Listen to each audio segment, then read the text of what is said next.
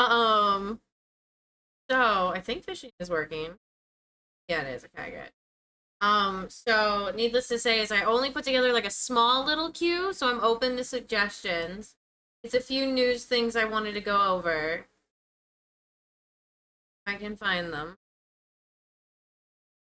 We watched the Frenemies thing last night. Gotta clear this out. Hold on. Oh, okay, yeah, there's some shit we gotta talk about. And how like economists are like agreeing with Zohran Mamdani. And the winner is Hobby Husband First. Nice. Nice, nice. Congratulations, Hobby. I should also, when that comes up, the first redemption, I should see if it could also cast a fish. Or like, I don't know, like 5 fish or whatever. Is there like a way to do that? Steady. Hold on. You guys don't get to look at that. I get to look.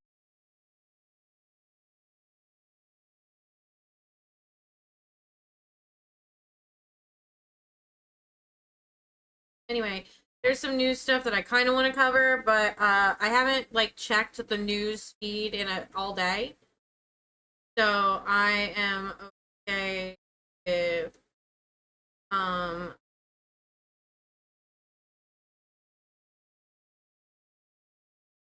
my brain is broken with suggestions today.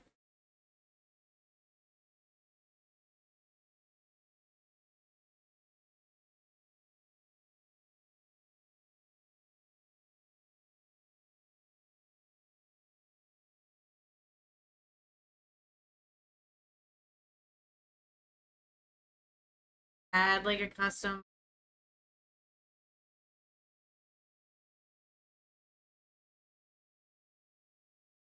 Oh, we can start a new leaderboard. We'll start it tomorrow. Start a new leaderboard tomorrow.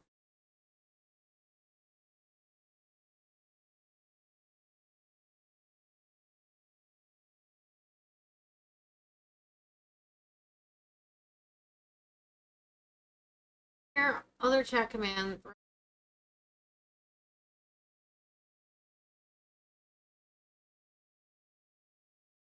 Oh, wait, hold on. I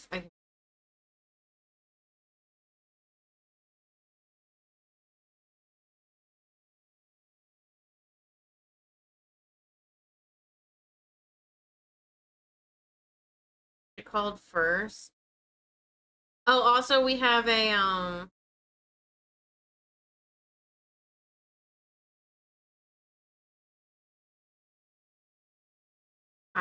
never mind. That's not gonna work.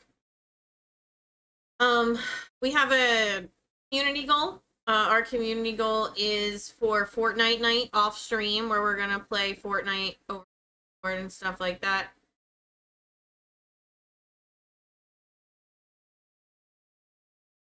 Okay. Never mind. I don't see. There we go.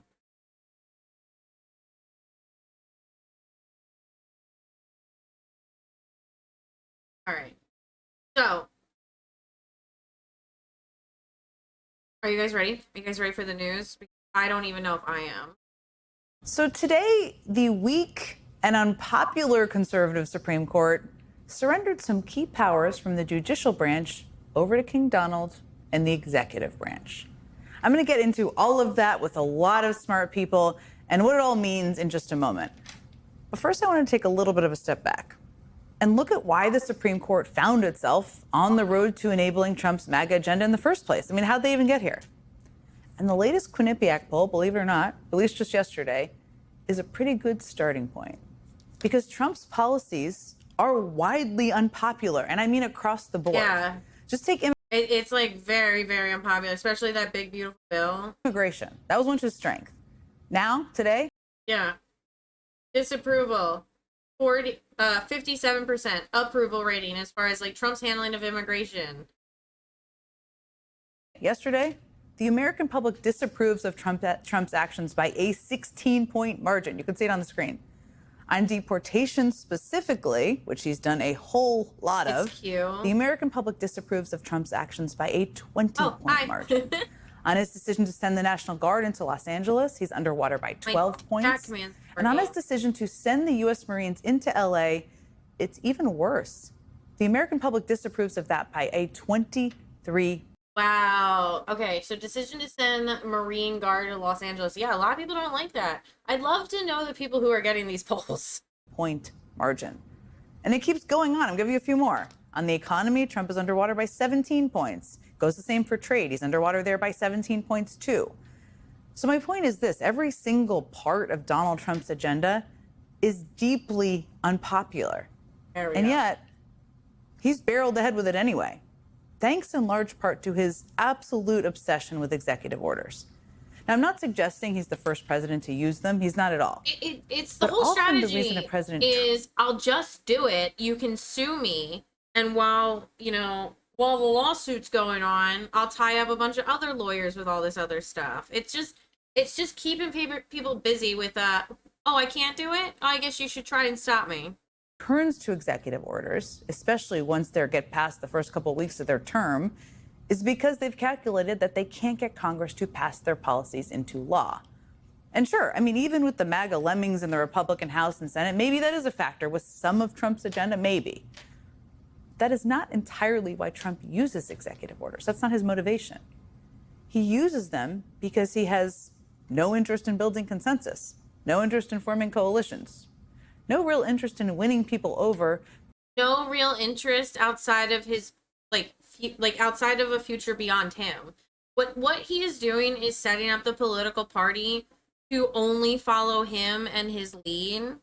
And because of that, there's no afterthought. There's no, what comes next. Because as much as I say awful people seem to live forever, they don't. They just live a really long time. Beyond the MAGA core base. I mean, he really hasn't even tried to push the bulk of his agenda through Congress at all, aside from the big ugly bill. That's not going so well currently. Newsflash, it passed the Senate. The thing is he doesn't like the hard work the governing requires because he prefers to rule like a strongman, demanding with a version of a MAGA wand that his orders be carried out by the stroke of a pen. And at this point, he knows he can get away with it because the Republican Party surrendered its power to Donald Trump a very long time ago. And the institution of Congress, another branch of government under Republican control, has surrendered much of its power too. So the only institutional bulwark against Trump's autocratic impulses has been the third branch of government, the courts. And as Trump has pushed the limits of his power, the courts have had to check him over and over and over again, largely the lower courts, issuing nationwide injunctions to halt his executive orders as they decide what authority he actually has under the Constitution. In fact, Trump's actions have been... I'm telling you, we're going to have to rewrite a whole new Constitution after this term, man, because this is crazy. If there is another term. So extreme, the courts have had to use that power to stop him more than any other president in modern history. Any other president. And that's something that even Trump himself admits. We've been hit with more nationwide injunctions than were issued in the entire 20th century. Well, you also ordered more executive orders than in the entire 20th century. Together, think of it, more than the entire 20th century. And also the 20th century, never mind. Yes, you. The courts have had to stop you, Donald Trump, more than any other president. It's not the brag you think it is either, by the way. So that all brings us to today, when the conservative majority on the Supreme Court decided that it too would surrender some of its power to Donald Trump. In a 6-3 decision split along ideological lines, the Supreme Court significantly curtailed the power of its own federal courts to stop a lawless president. Now, at the core of the case was one of Trump's most egregious executive orders, his decision to unilaterally end the longstanding precedent that anyone born on U.S. soil is an American citizen. Democratic attorneys general. Which is crazy because his mother is an immigrant. His wives and children are here on birthright citizenship. 22 states, 2 of whom we're going to talk to shortly, sued the Trump administration, saying that order was blatantly unconstitutional. And several federal judges agreed. issuing nationwide injunctions to put that order on pause while the courts considered the case. But the question before the Supreme Court was not whether Trump's effort to end birthright citizenship was itself constitutional. They may consider that in the future. They sort of indicated they might next term. We'll see. Rather, the question before them was whether those judges should even have the power to pause Trump's order across the entire country. Well, today the court's conservative majority effectively said that those lower court judges did not have that power, that they could not pause Trump's order nationwide. They ruled that the pause would only apply to the 22 states that actually sued. It's part of creating the two Americas that we've seen repeatedly. But here's the thing. The court's decision went much further than just the issue of birthright citizenship, which is a very important one, but it went farther than that. They essentially made it much harder for courts to put a nationwide pause on any of Trump's policies. Oh. They basically said that the people challenging these orders will have to go state by state, jurisdiction by jurisdiction, to stop any of Trump's unlawful agenda. Wow. And there are a whole bunch of Trump's policies, from his federal funding freeze to his new voting restrictions to his attacks on diversity policies, that are currently being blocked by nationwide injunctions. Now, in a chilling dissent, Justice Sonia Sotomayor, writing for the three liberal justices, wrote, "No right is safe in the new legal regime the court creates. Today, the threat is to birthright citizenship. Tomorrow, a different administration may try to seize firearms from law-abiding citizens or prevent people of certain faiths from gathering to worship. The rule of law is not a given in this nation nor any other. It is a precept of our democracy that will endure only if those brave enough in every branch fight for its survival." In every branch, that's a key part. Today, the court abdicates its vital role in that effort. In a separate concurring dissent, Justice Ketanji Brown Jackson made it crystal clear what this ruling will mean in the very near term. Here's what she had to say. "What it means to have a system of government that is bounded by law is that everyone is constrained by the law, no exceptions. And for that to actually happen, courts must have the power to order everyone, including the executive, to follow the law, full stop. To conclude otherwise is to endorse the creation of a zone of lawlessness within which the executive has the prerogative to take or leave the law as it wishes, and where individuals who would otherwise be entitled to the law's protection become subject to the executive's whims instead." As sobering as those dissents are, and they're very sobering, and there's more, the truth is that we have always known how Donald Trump thinks about. Oh, we got an update. Brian Koger to plead guilty to all counts in Idaho. Brian Kohlberger has agreed to plead guilty to all counts of the killing of 4 Idaho college students, sparing him from the death penalty. I almost said lethal death penalty. From the death penalty. According to a letter sent to the victims' family members, Kohlberger will be sentenced to 4 consecutive life sentences. They have all right to appeal. A court hearing is scheduled for July 2nd, 2 days from now. So Wednesday.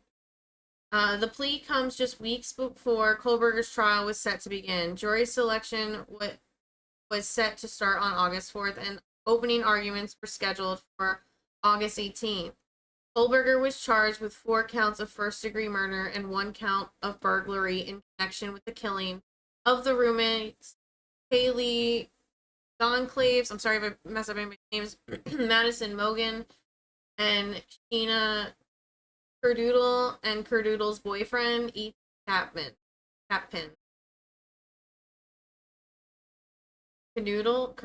Kernaud, I'm so sorry for these names. The 4 victims were all stabbed to death in the girls' off-campus house in the early hours of November 13th. 2 roommates inside survived, including one roommate who told authorities in the middle of the night she saw a man in black clothes and a mask walking past her in the house, according to the document. The shocking triple killings took the small college town of Moscow and launched a nearly 7-week manhunt. In December of 2022, Kohlberger, a criminology PhD in nearby Washington State University at the time, was arrested at his parents' home in Pennsylvania. Whoa. Statement scheduled for August 18th, and the judge dealing another blow to the defense. Kana Whitworth has the details. Kana, good morning. Yeah, wait, good morning. So the judge in the case finding no justification to delay the trial, but opening statements will be pushed by a week, now starting August 18th. Jury selection will remain, though, on August 4th, allowing so this was like 2 weeks to be completed. News dropped. They're still talking about jury selection. Okay. Wow, that's really big because, like, people were very interested to see it go to trial. People were very interested in seeing a lot of the discovery information, especially because I think they were going to get a public trial. But justice for that family, those families. Power and his power. We have long known what the court's conservative majority thinks about their role in constraining him. After all, this court did grant him broad immunity from prosecution just a year ago. The big question, one of them, is what happens next? Well, this decision significantly hamstrings the federal courts. It did not entirely shut the door on their ability to block Trump's agenda. We're going to dig into that specifically. Plaintiffs can ask a court to award preliminary class-wide relief that may, for example, be statewide, region-wide, or even nationwide. In his concurring opinion, Justice Kavanaugh leaves the door open for people to bring cases as a large group or a class and get courts to issue rulings that apply to every member of that group nationwide. In other words, people can still ask the courts to block Trump's policies across the entire country. You just have to do it a different way. He's saying do it differently. If they can manage to do the hard organizing work of finding big groups of people who will be negatively impacted by them and getting them to come out.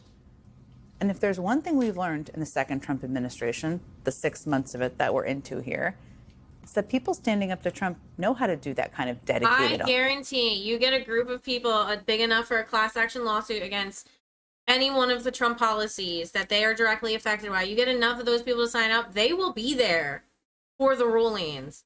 And like that's wild. That would be pretty ballsy. I'm not gonna lie. Seeing pretty massive class action lawsuits like that would be very ballsy. On the ground organizing all across the country, in every state nearly. We've seen them do it in protests everywhere. We've seen them do it in courthouses where ICE agents try to round up immigrants who are just showing up for their immigration hearings. We've seen them do it at town halls in deep red Republican districts. It is possible that we will look back on today's ruling as the day when the fight against Trump in the courts and the fight against Trump in the streets became one and the same. And I am not saying it's going to be easy. It's going to be hard. But we always knew this was going to be hard. Just got a little harder. I'm tired of it being hard. I'm tired of digging, Grandpa. It's too damn bad. That's literally how I feel. Constantly when it comes to every news thing that comes out anymore. I'm just like, oh my god, make it stop. I haven't even finished processing the last one. I do want to get to this. I'll add it to the watch later queue.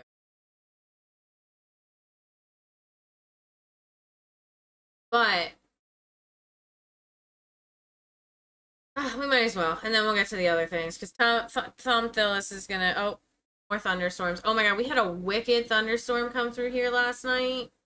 It was crazy. Did you see the thing about the ambush of the firefighters in Idaho? Okay, so I saw a little news article pop up on my phone that was like, shooter deliberately set fire, but I didn't click into it because I was too busy like doing 18 other things. So no, send me links.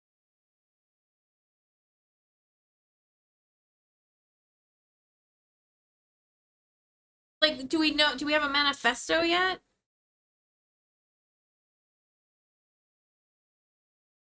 What we know about Wes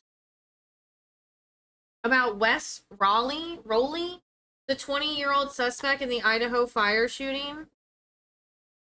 I am gonna butcher that name, so I am not even gonna say that. Okay. Oh. Okay, I'm gonna start with the first one you sent me from CNN. The suspect, who police believe killed 2 firefighters Sunday after starting a bushfire in Idaho, wanted to pursue a career as a firefighter himself, his grandfather told CNN. Wes Rowley, 20, was identified by law enforcement as the suspect in the shooting in Idaho, which left 2 firefighters responding to the blaze dead and injured a third. Rowley was found dead at the scene. Rowley's grandfather, Dane Rowley, told CNN that his grandson came from a family of arborists and have been working in the tree service industry while trying to figure out his career path. He wanted to be a fireman. He was doing tree work and he wanted to be a fireman in the forest, Dale Rowley said. As far as I know, he was actually pursuing it.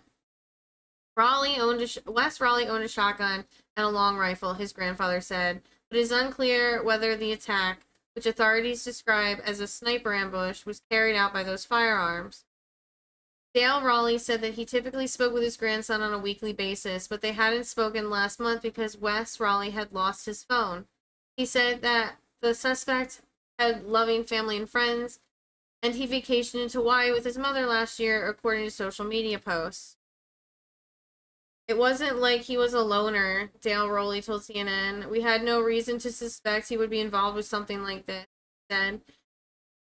He was holding out hope that his grandson wasn't actually the shooter. The suspect had previously lived in the Phoenix area, according to public records. A running website said that he ran track at a high school in the area and was a member of the school's class 2024. Court documents show that Rowley had a tumultuous family life growing up. His mother filed for divorce in September 2015 while her son was 10 years old, and wrote in court documents that her husband had threatened her, pushed her to the ground, and punched several holes in walls. He threatened to sit outside my house with a sniper rifle and burn my house down, she wrote. A judge granted a protective order preventing Rowley's father from having contact with his wife or son, but later amended the order to remove the son after his father wrote in the court filing saying, I am not a danger to my son or anyone else, and that his wife did not tell the truth in the statement. The divorce was granted in November 2015, and Rowley's mother was designated primary residential parent. Rowley's father told CNN reporter outside his home in Priest River, Idaho, that he wasn't close with his son and hadn't seen him since the family gathering last year. He didn't respond to follow-up phone calls about a decade-old allegation in court documents. The suspect's mother did not answer phone calls Monday morning. I thought I brought my water out, but I guess.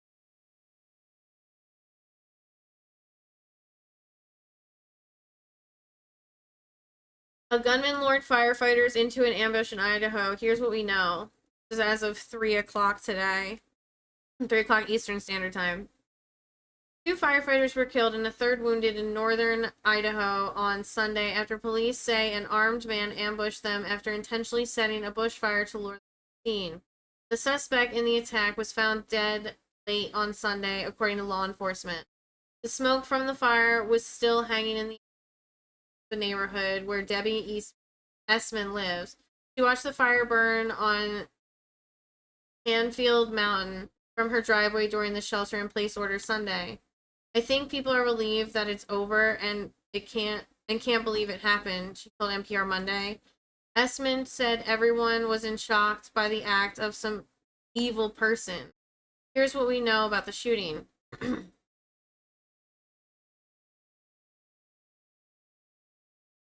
It happened in a wooded area in Boyer Deline. The incident took place in northwest Idaho on Canfield Mountain on the outskirts of the city.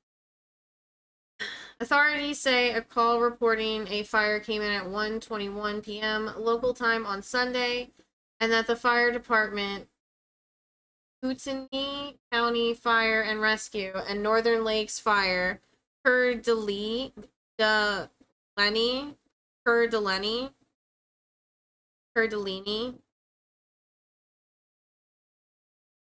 Listen, unless it's Havre de Grace, I have no idea what it is. Okay. The forested foothills are full of pine and fir trees, and the area is popular mountain park for hiking and biking. Leany. Okay, so Coeur d'Alene. Leany.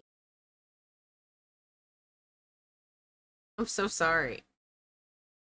How it unfolded. Firefighters arrived on the scene at about 1:30 p.m. and reported about a half hour later that they were being fired upon, according to the sheriff's department. No eeny. Just say lean. Oh, lean? Oh, okay. Occur to lean. Got it. Thank you. I'm sorry. Kootenai County Sheriff Bob Norris said authorities believe that the blaze was deliberately set to lure the firefighters. We do believe the suspect started the fire and it was an ambush and it was totally intentional, he said Sunday in a news conference. This was a total ambush. These firefighters did not have a chance. The firefighters were killed. The two firefighters killed were Coeur d'Alene's and Kootenai County departments. The third firefighter who was shot was fighting for his life after ongoing surgery, the sheriff said. Norris said a sniper armed with a high-powered rifle concealed himself in the rugged terrain as he carried out the attack. The sheriff instructed deputies to return fire, noting the gunman appeared well prepared for the landscape. Authorities believe the man was the sole shooter on the mountain at the time. The ambush stretched for several hours. Authorities issued a shelter-in-place order that wasn't lifted until late Sunday evening, around 3:15 p.m. Authorities detected an active cell phone signal on the mountain that had remained stationary for some time, Norris said. Using the signal to pinpoint the location, the SWAT officers later discovered the body of the suspect with a weapon found nearby, he added. The sheriff did not provide the details on how the suspect died. Posting on X, Idaho Governor Brad Little called the incident a heinous direct assault on our brave firefighters. Attorney General Pam Bondi thanked our incredible FBI agents on the ground assisting local authorities in Idaho. What's next for the investigation? No motive for the attack has been publicly mentioned. During a Sunday night news conference, Norris said officials had prioritized removing the dead body for further investigation. He said an investigation would resume on Monday, but acknowledged that the crime scene had been compromised by the fire, which was still burning Monday. Yeah, it's going to wash away a lot of evidence if they still have to put that out. God, that's awful. I am so sorry that happened. And, like, I'm interested to see what the motive is potentially behind this. I don't want to make any, like, claims or anything like this. Like, I don't want to guess. I'm not going to be like, it's some transgender, Hamas agents in Idaho. Like, I think it's tragic, and I think we should definitely do something about it. Oh. Welcome back to today's video. Today is Sunday, Okay, June. so I don't know if you guys heard, but Tom Tillis is retiring. He says he doesn't want to do it. I'm just wondering if this guy's actually going to go into like the breakdown of what a potential race might look like. Yes. Okay, so we're gonna let this play out. While I let the opening of this play, I'm just gonna run inside and grab my water really fast. 29th, 2025, and today we are going to be talking about And also I'm Senator gonna Tom link it in the Tillis chat. from the state of North This is Let's Talk Elections. We've watched them a few times on here. Carolina announcing today his retirement, reversing a decision that he was going to be running for re-election, a decision that he announced back in 2024, had initially had every indication that he was going to be running for re-election for another term in the United States Senate, that following an onslaught of attacks from incumbent President Donald Trump, he has decided now he will reverse that decision and retire at the end of his term. Now, Tom Tillis' announcement completes what has been a very eventful and newsworthy weekend, as the one big beautiful bill, as put by the Republican Party, has been in the United States Senate, undergoing a number of votes that have surrounded amendments to the bill, where it's going to go, and whether or not it was actually going to be debated upon. Now, that will be a topic for later on today. We'll talk about a lot of the news that has come out of the United States Senate and what we can likely expect going into the House of Representatives this coming week. But the point is that Tom Tillis now announcing this retirement really does throw a rut in pretty much all of the plans that the GOP had for the state of North Carolina. And that's because When senators run for re-election, very often they are endorsed and supported by the national party. Now, North Carolina was going to be a bit of a tricky case because after Thom Tillis held out on a number of votes that were necessary for the Republican Party on the One Big Beautiful Bill, as well as his time having been adversarial to Donald Trump in the past, Donald Trump posted on Truth Social yesterday that he was exploring options to primary Thom Tillis.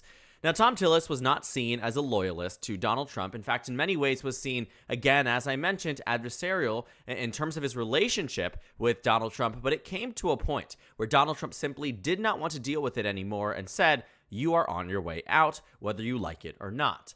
So this decision to retire seems as if Thom Tillis is listening to those threats from Donald Trump, that he is taking what he hears from Truth Social and from, I'm sure, the White House, and is taking it to heart and realizing that without the support of Donald Trump, his chances of winning re-election are honestly quite low. But the reason why it throws a rut in the plans for all of these Republicans across the state is because even if Donald Trump had explored heavily the option of going against Thom Tillis, it was always going to be a competitive race. It is really hard to unseat an incumbent United States senator.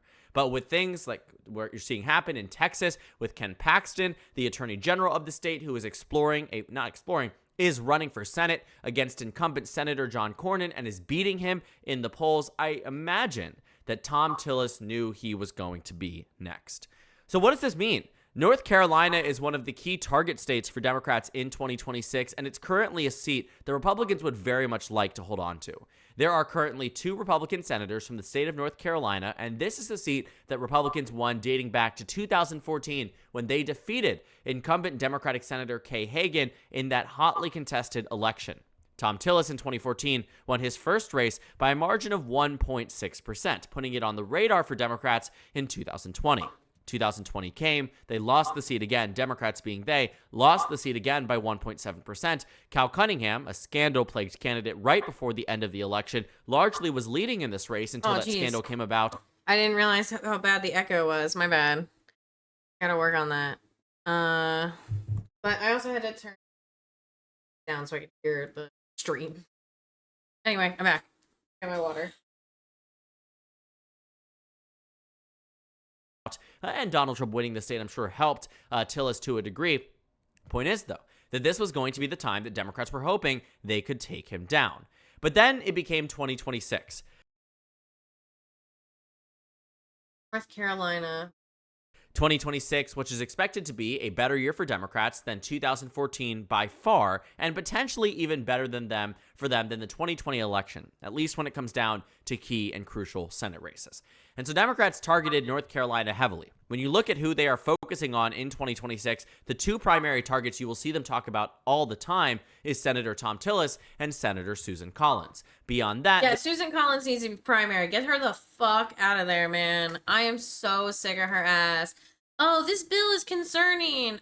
Well, you still voted for it. Yeah, I hate her. I hate her so much. There we go.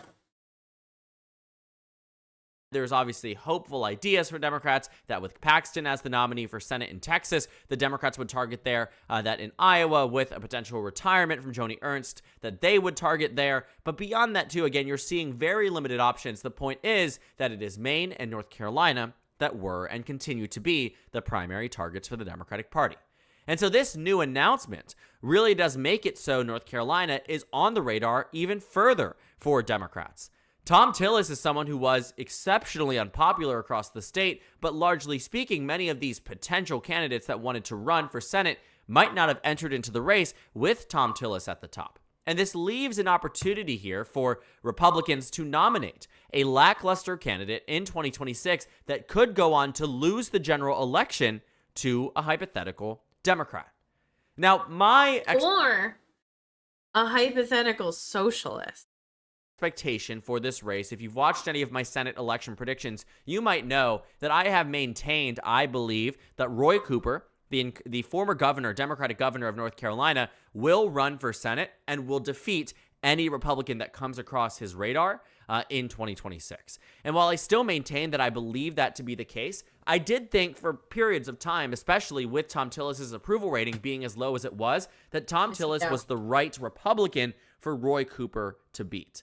But Republicans could hand Roy Cooper a victory that could even be larger than that what it would have been against Thom Tillis, depending on who they decide to nominate. Right now, I mean, you have Don Brown, who's been endorsed by Mark Robinson. But what you know is that of these lists of candidates here, there really isn't that many people that jump forth out to me that I say, you seem like you're in a very strong and credible position to take down the former popular Democratic governor who won his first election when Donald Trump was elected in 2016. Same ballot. Roy Cooper's winning the governorship. Donald Trump's winning the presidency. 2020, Donald Trump also wins North Carolina. Guess what? Roy Cooper is winning the governorship again. And so you find it, you start to see exactly what has been panning out in North Carolina. I think I saw somebody say that like one of Trump's family members lives in North Carolina now. Roy Cooper is more of a moderate Democrat, willing to cross the aisle to work with the other side. I haven't seen his track record yet. Is that North Carolina? Which is that Roy Cooper is popular. Voters liked him. Many voters wanted him to be Kamala Harris's VP. That might have made, in their eyes, North Carolina more competitive. But him opting to now potentially run for Senate would be a a wish come true for North Carolina Democrats, because it really would make this race that much more in favor of the National Democratic Party. But I think Thom Tillis' retirement speaks to a variety of different things that we have observed over the past 10 years with Donald Trump's involvement in the Republican Party. Loyalty to Trump trumps all, no pun intended. Loyalty to Trump is how you make it in the Republican Party. And everyone is very quickly Not wrong. He's absolutely not wrong. finding out. And that's what I was kind of saying. Yeah, he has to work with both sides since North Carolina is a very purple state. Yeah, because Raleigh and Charlotte are probably like, and Asheville are like very, very blue areas. Fuck, what was I gonna say?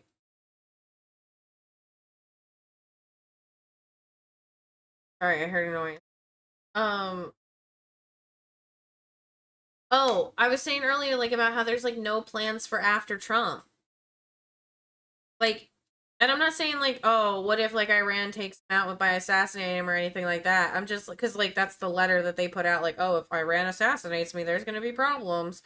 Anyway, my point was more like, he's, like, 80 now, right? And so, like, most people don't really make it to 100 years old. Some fortunate people do.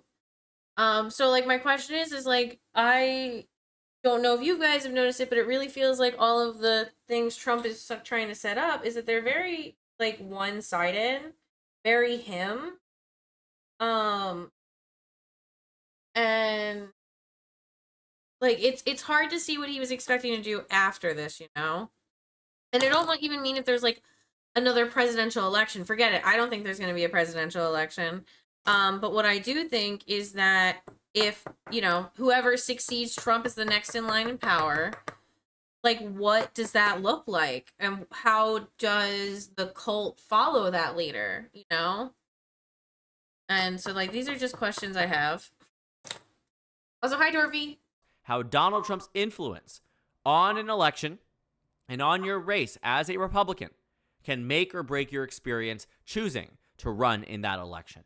And so for Thom Tillis, who received an onslaught of attacks yesterday, decided to cave into pressure after announcing that he was going to be running for re-election. He said, I'm running for re-election in 2026. That is what happened. Because Republicans were saying, this is going to be a tough year for us. We need incumbents. We need people in these races.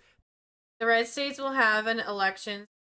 Ones will, and if Dems run unopposed, they will win. I don't know. I kind of foresee some fuckery going on before 2026 that is going to possibly stop election. I don't know. You're right, they do want more Republicans, but also, like, at this point, what's stopping them from rounding up and arresting every single one of their political opponents? A nationwide injunction isn't going to be that. Very much a, like, do now, ask for forgiveness later.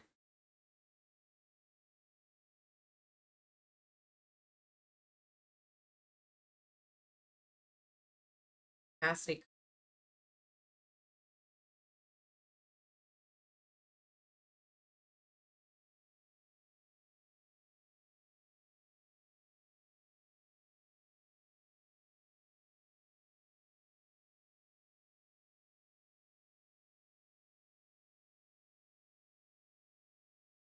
like why? That are going to win. And while it may not matter, for instance, in Alabama, if there's a retirement, that Tommy Tuberville is out, it may not matter in Kentucky from at least electoral standpoint that Mitch McConnell Wait, doesn't Kentucky have like a Democratic governor? Andy Beshear, he's like Democratic, right? is out. It certainly matters in North Carolina, where Republicans would probably have hoped to really shave off a competitive primary. Oh my god, North Carolina and Virginia look like they kind of mirror each other. Like they're almost like reflections of each other. That's so weird. Another thing that matters, and we'll talk about this later today, like I mentioned, is that this one big, beautiful bill that seems to be very, very important to Donald Trump and this administration that will inevitably pass in a different shape than it takes today, but will inevitably pass. They do, but they are very red in the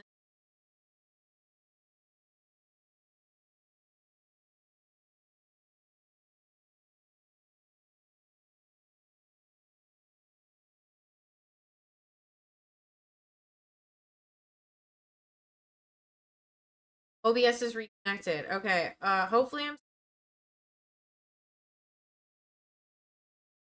Twitch hates our streamer. It really does. I don't know what just happened. I went from having a bunch of signal to not having any, but I'm still here.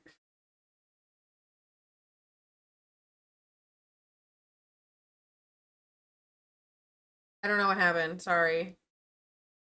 Fishes in chat. And if Tom Tillis is leaving office because of the way that Donald Trump treated him, he owes nothing to Donald Trump as the president because he is the one that kicked him out of this race. And again, I still always believed that Roy Cooper would have beaten Tom Tillis in a head-to-head matchup in 2026. And I believe that Roy Cooper will be the next United States Senator should he run for the seat. Regardless, though, it is never a good position as an incumbent senator who had represented this state for 2 terms, over a decade, that Tom Tillis has been in office in North Carolina, and it takes one president who was elected after Tillis was elected to Congress saying, I don't like you anymore, and you losing everything. It's not that you would just lose the general election, which again, I said I thought was going to be the way that Tillis went out. No, he would lose the primary, and you can see it. This apathy towards Tom Tillis' re-election from Republicans across the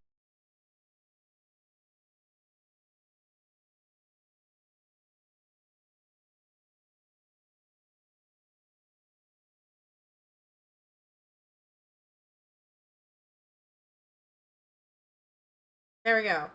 Reconnected again. Anyway, you can't send links in the chat unless you are a mod. But you can post it in the Discord if you'd like.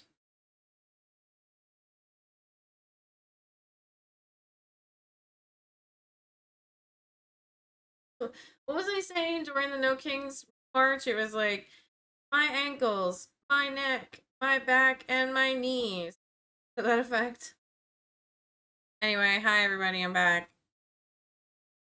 Refresh.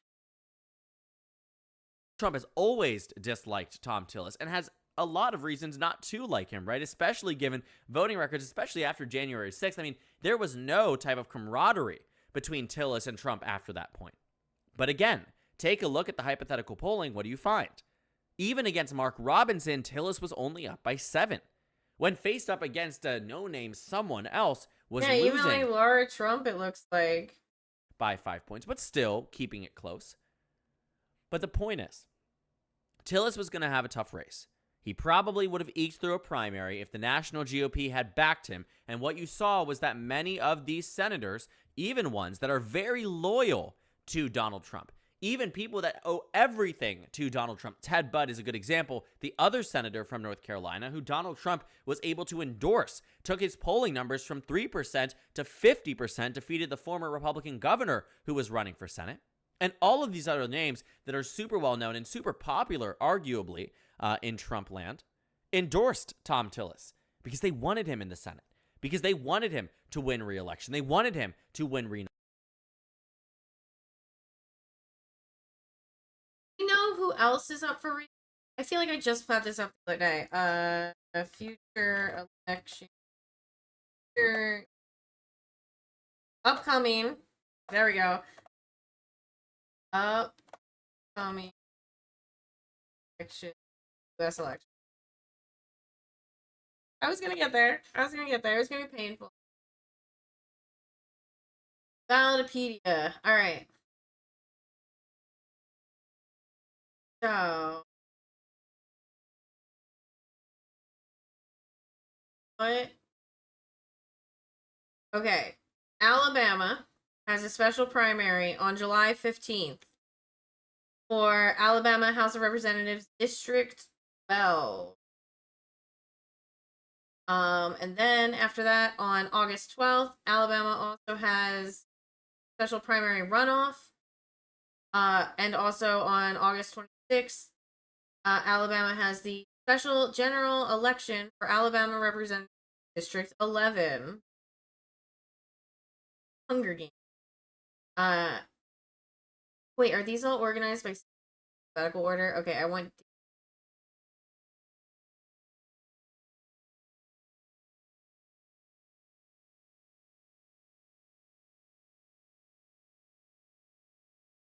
Okay. Delaware. Local elections in Delaware. August 2nd. 5, right? We're in 23. Arizona. Local elections. August 5th. Also, Arizona in Tucson and South Tucson, you got a recall election and a Tucson primary election. Oh, there's a lot. Maybe.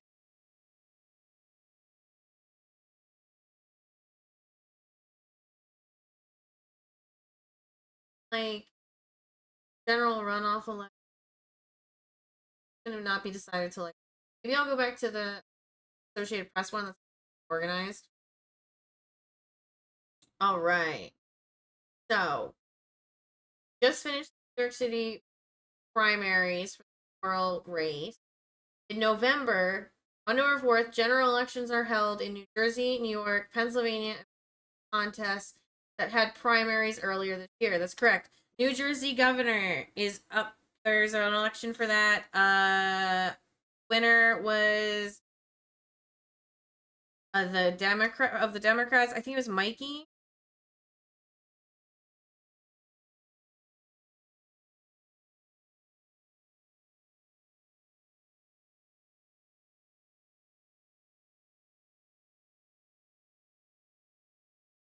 When I get more information, definitely we'll talk about.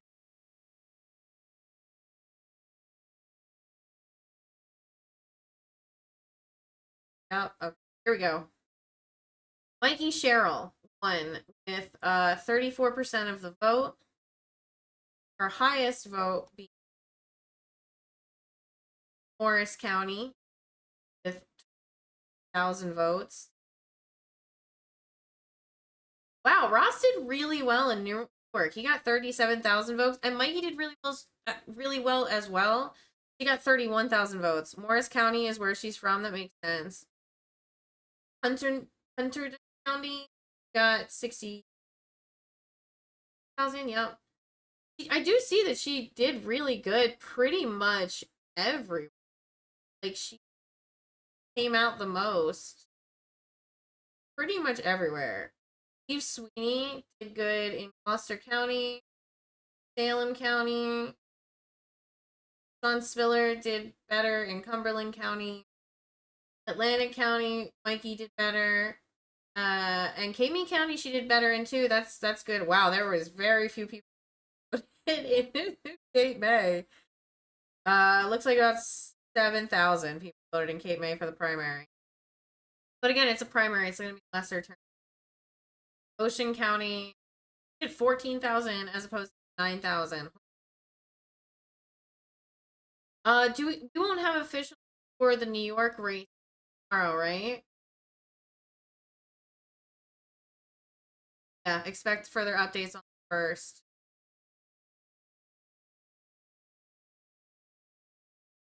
Yeah, I have so many thoughts. I have so many thoughts and feelings and opinions and dread, and it's Like, I don't know how to put some of it into words sometimes. But back to the playlist.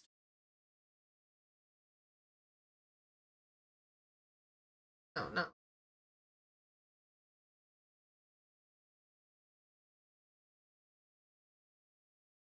For a New York you can afford. Now, Okay, so this is MSNBC talking about more empty homes in America.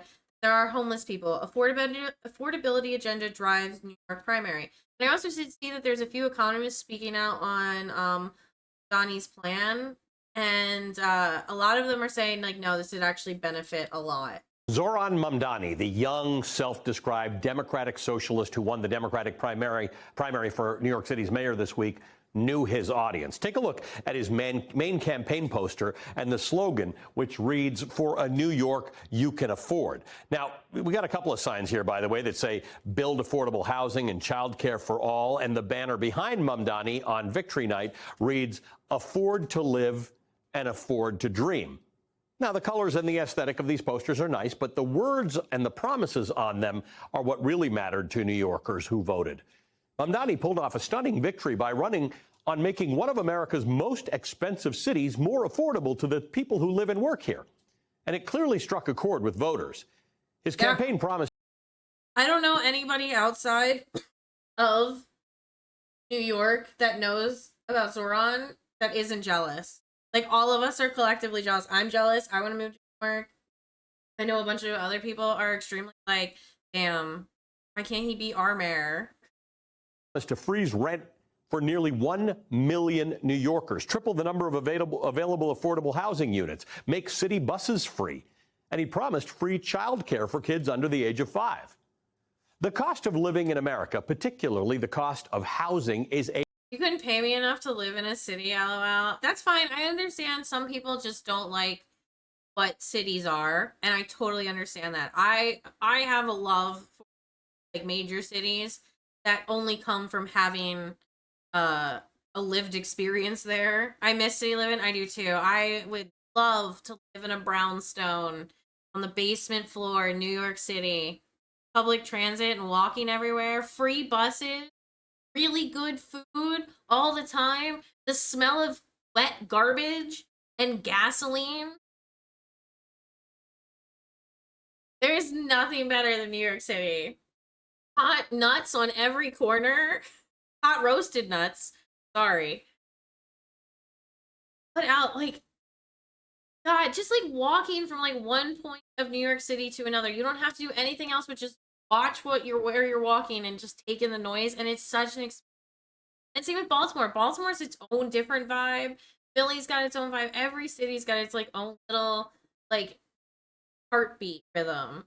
And like, I get it. Some people like aren't made for that. That's fine. But I love a city. I would absolutely, if Zoran won the mayoral, I would very much consider it. A real and crucial and growing problem, not just for New Yorkers or poor New Yorkers, but for people across the entire country. According to the U.S. Census Bureau, the median price to purchase a home in America, that's the price at which half of all houses are sold. I can name out 10 things better than most of what you did. Give me a small town life where I can go around and not have to worry about bumping into 1,000 people. That's fine. That's your preference, not mine. I wouldn't say it's better or worse. I would just say it's personal preference. Like, there's things I like about small towns. There's like the fact that I can walk around and it's real quiet. I like going into the woods. I like just sitting in the middle of nowhere. That's always really fun. But sometimes I just really like a city. And like, no shame. Like, I sent a picture to my partner last night that was like, hey, this is for when we give up and move into the middle of nowhere to start a farm and homestead. And like a picture. So like, no, it's not like I would like throw away a quiet middle of nowhere life.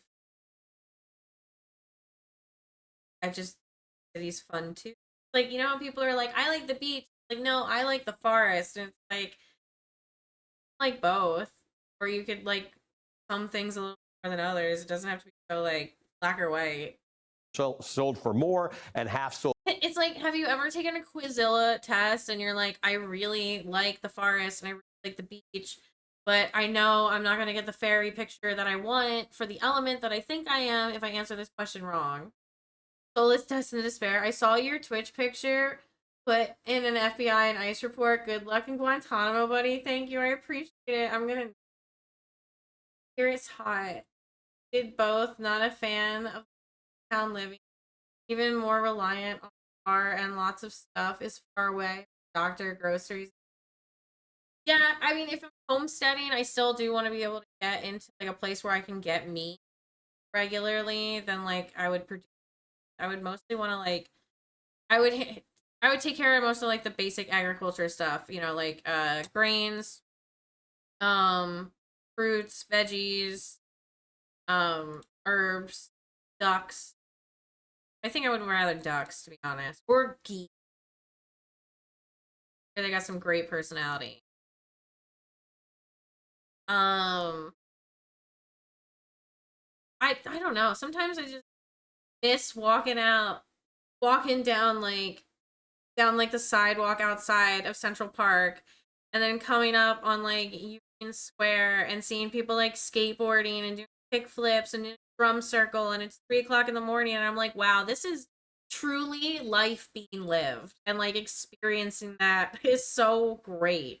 Or like I went to Pride in New York back in 2021, and there was a bunch of people dancing in the fountain, and I went in and jumped in and danced too. It was great. I got soaked. I was so chafed afterwards. But like you would never experience that in a small town, you know? Thousands of people standing around collectively sweating, jumping into a fountain and just comfortable with themselves. Great. I wouldn't trade for anything. Sold for less is $426,600, which is 6 times the average annual income of $62,088. In fact, if we look just at New York City, in 2024, the city's comptroller, whom I just interviewed, said the median price for homes sold was $785,000. Oh my God, that's insane. Maybe we should just sell our house now while the market's high and just buy. I don't want to move. I love where we live. $5,000. So you can't afford to buy, why not just rent? It's not much better, actually. Coast to coast, renters are shelling out more than $1,600 a month in rent. That's according to apartments.com. But in New York, the average price to rent a 2-bedroom apartment is $5,560. Yeah. That's a 17.5% jump in the last year, according to rental listing site Zumper. Economists recommend not spending more than 30% of your income on housing. Typically, in expensive markets like New York or San Francisco, it goes up to about 40%. I am opposite of Dorothy. I love having my car. I love just jump into it and go. I don't mind driving around to get things. I do miss having my own car. I do like driving around, but I also like when I want to go on trips, driving's fine. Or like when I want to like small trips, driving's fine. But I also like the ability to like only have to go 2 blocks to my grocery store. 40%. But according to the Wall Street Journal, many New Yorkers find themselves spending up to 60% of their income on rent. So New Yorkers are spending the majority of their paychecks on rent, but that's assuming they can even find a place to live, because according to NYC Housing and Vacancy Survey, New York City currently has a record low vacancy rate of 1.4%. Hasn't been that low since 1968, meaning there's not much out there to buy or to rent, even if you've got money. To put this in perspective, the New York Times says New York City officially considers a vacancy rate of less than 5% a housing emergency. If you're not from New York, it's easy to say, well, that's Manhattan. It's expensive. What do you expect?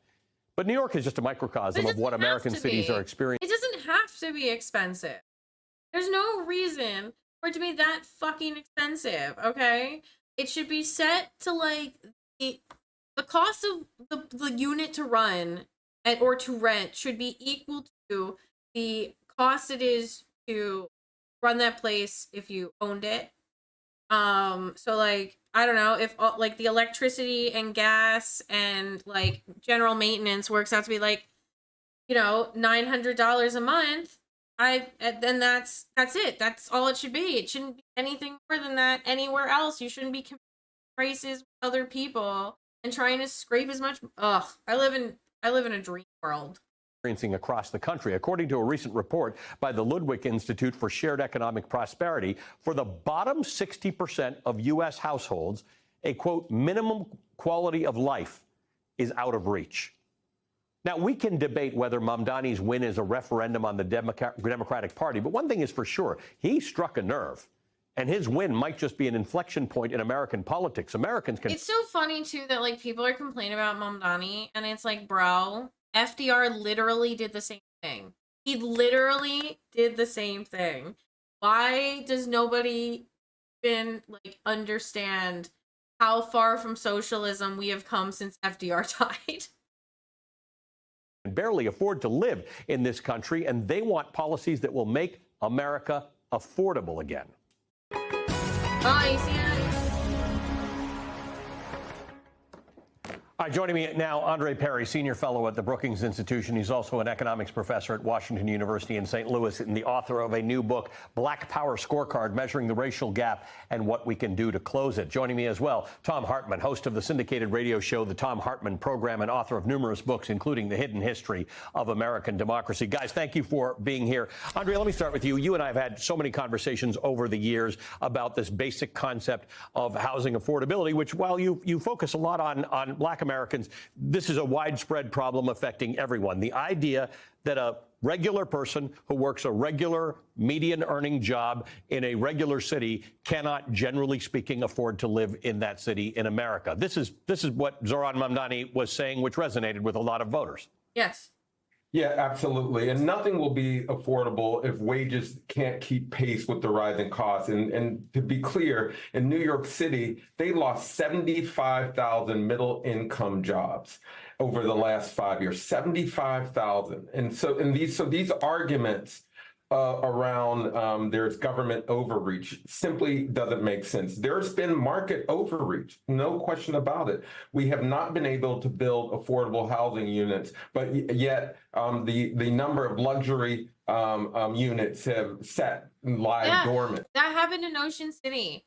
So in Ocean City, New Jersey, there was this apartment, this really old apartment house, like board house, that got torn down, and it turned into an empty lot for a little while. And I found out from inside sources that the lot was going to be turned into affordable housing for like $800 a month. And I was like, oh, damn, that's really good. Well, it turns out the lots in question were in a lawsuit against a couple of the builders. I'm not going to name them specifically, but that are in Ocean City. But they basically like, we'll take over this project and we'll make it affordable for families. But it wasn't called affordable housing. And so the lawsuit ended or was dropped or was settled. And the building company built them. And I think when I saw the sign, the price for the beach houses or the apartments in the beach houses were like $250,000 a year. Like 1 bed, 1 bath. And I was like, the mortgage, or I'm sorry, $250,000 mortgage. And it was like, holy shit. Like, those were supposed to be for like people for $800 a month. And then it got turned into that. And it's like, it's so frustrating because like, it seems like people are going to help. And then other people come in and are like, no, we weren't actually going to help. We just wanted to make more money off of this. For years. So this is a significant problem, not just in New York City, but throughout the United States. Yeah. And remember, the last presidential election, Ocean City, New Jersey, it's struggling with its population in the winter.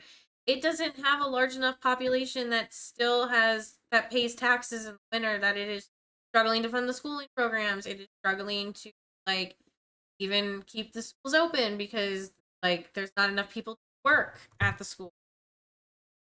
And so, like, Ocean City is in a rough place because everybody has it as, like, a summer home. And on top of that, like, the people that do live there all year round can't really afford it. It's, like, really expensive. My apartment was $975 a month for 2 bedrooms, 1 bath, washer dryer in unit, dishwasher, stove, microwave. No, I brought the mic. And it was baseboard heating. And it was 2 blocks from the beach. And I love that apartment. And I regret having to give it up every day. But I forgot what I was saying. Oh, yeah. No, I think everything should be affordable and people should be able to live everywhere, and there shouldn't be this like crazy insane cost of operation. Like, I want to see everybody expose their like cost of operation and then tell me how much they're charging each person rent. Candidates offered up that they would deal with this issue, and we have not seen the kind of activity that suggests we're dealing with this housing crisis. Tom, you know, in the case of New York City, all the candidates acknowledge that there's a housing availability problem and a housing cost problem, but they had different solutions. The big developers backed Andrew Cuomo for some of the reasons that Andre's talking about. There's always a market for building big, expensive places. Zohran Mamdani is talking about whether or not there should be affordable housing built and whether or not the city should have a role in that. We do have to accept the fact that housing is broken across America and much of the developed world. The government has to have a role in ensuring that there's enough affordable housing for the people who work in those countries. Yeah, absolutely agreed. And in many ways, he's just taking us back to the Democratic Party that used to be, you know, the Franklin Roosevelt New Deal Democratic Party or the Lyndon Johnson Great Society Day. That's him. That's not me. That's not me. Building affordable housing. In addition, we've got a major crisis with giant corporations, many of them based out of New York, ironically enough, buying up millions and millions of single family homes and turning them into rental units and wiping out the availability of, you know, single family homes, driving and price. And they're turning them to Airbnbs. And that's another thing in Ocean City too, is that these multi-million-dollar multi-floor individual floor rental properties in Ocean City are renting for like hundreds of $1,000s for like a week to Airbnbs. And so like even people like want to come to the city that are like regular can't, or people who want to live there can't because they'd rather turn a quick buck every week. So these two things combined are, and plus you've got people all over the world who are buying real estate in the United States and just parking it, leaving homes empty as investments. There are more empty homes in America than there are homeless people. So we've got a big job to do. Andre, a study conducted by the Ludwig Institute for Shared Economic Prosperity revealed that the bottom 60% of Americans need to earn an extra $29,000 a year to attain a decent standard of living. What's the issue here? What happens if we don't fix this? What breaks? I mean, in a major city like New York or Chicago or San Francisco, what you lose. That's a great question, because like all I can think about is like, wow, I feels like a lot of people are probably going to starve to death and be homeless and die of heat stroke.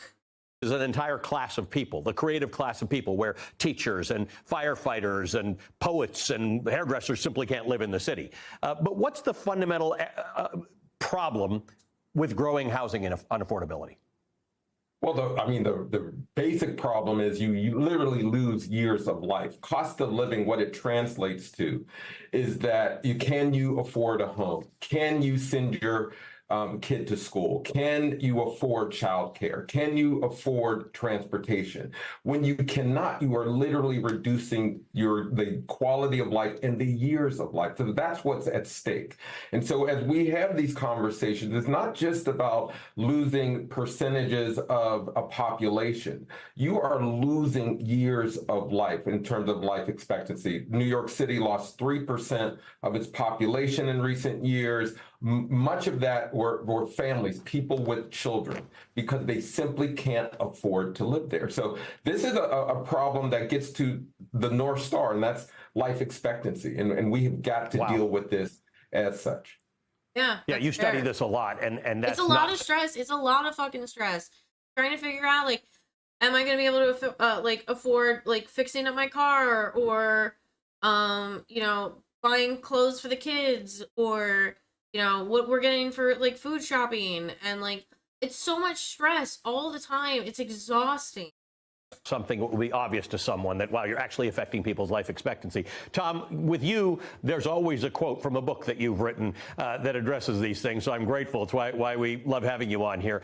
In your book, The Hidden History of the American Dream, The Demise of the Middle Class and How to Rescue Our Future, you write about the rental burden that many Americans face. Oh, just so everybody knows, tomorrow, or not tomorrow, because I won't be streaming tomorrow. Tomorrow's Tuesday. Wednesday, when I'm streaming,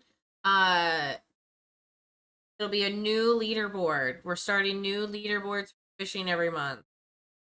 You say, quote, wherever housing prices Whoever has the become most more money than will get 3 VIP, times unless annual you're already income, VIP. homelessness stalks like a grim reaper. You also listed the lack of housing, lack of new housing, stagnant wages, foreign investment into the real estate market as contributing factors to the housing crisis, because foreign investors go into very lucrative high-end housing investments. Talk to me about how the whole system has broken. Yeah, it really is a problem. That statistic comes from a study that Zillow paid for, funded, and the big real estate listing company. And they found that as that threshold is crossed, you start seeing homelessness just explode in communities, and it's measurable and it's predictable. And and we've seen this big change in America just in my lifetime. When I was a kid, my dad bought the house that I grew up in, back in 1957, and what he paid for it was twice his salary. He paid $13,000. He was making around $7,000 a year. Working in a tool and die shop. $13,000 for a house? Are you fucking kidding me? That was the median house price back then. It was twice what the annual income is. Today, the number you cited at the beginning is household income, but household income today assumes 2 workers, whereas in 1956 it assumed 1 worker.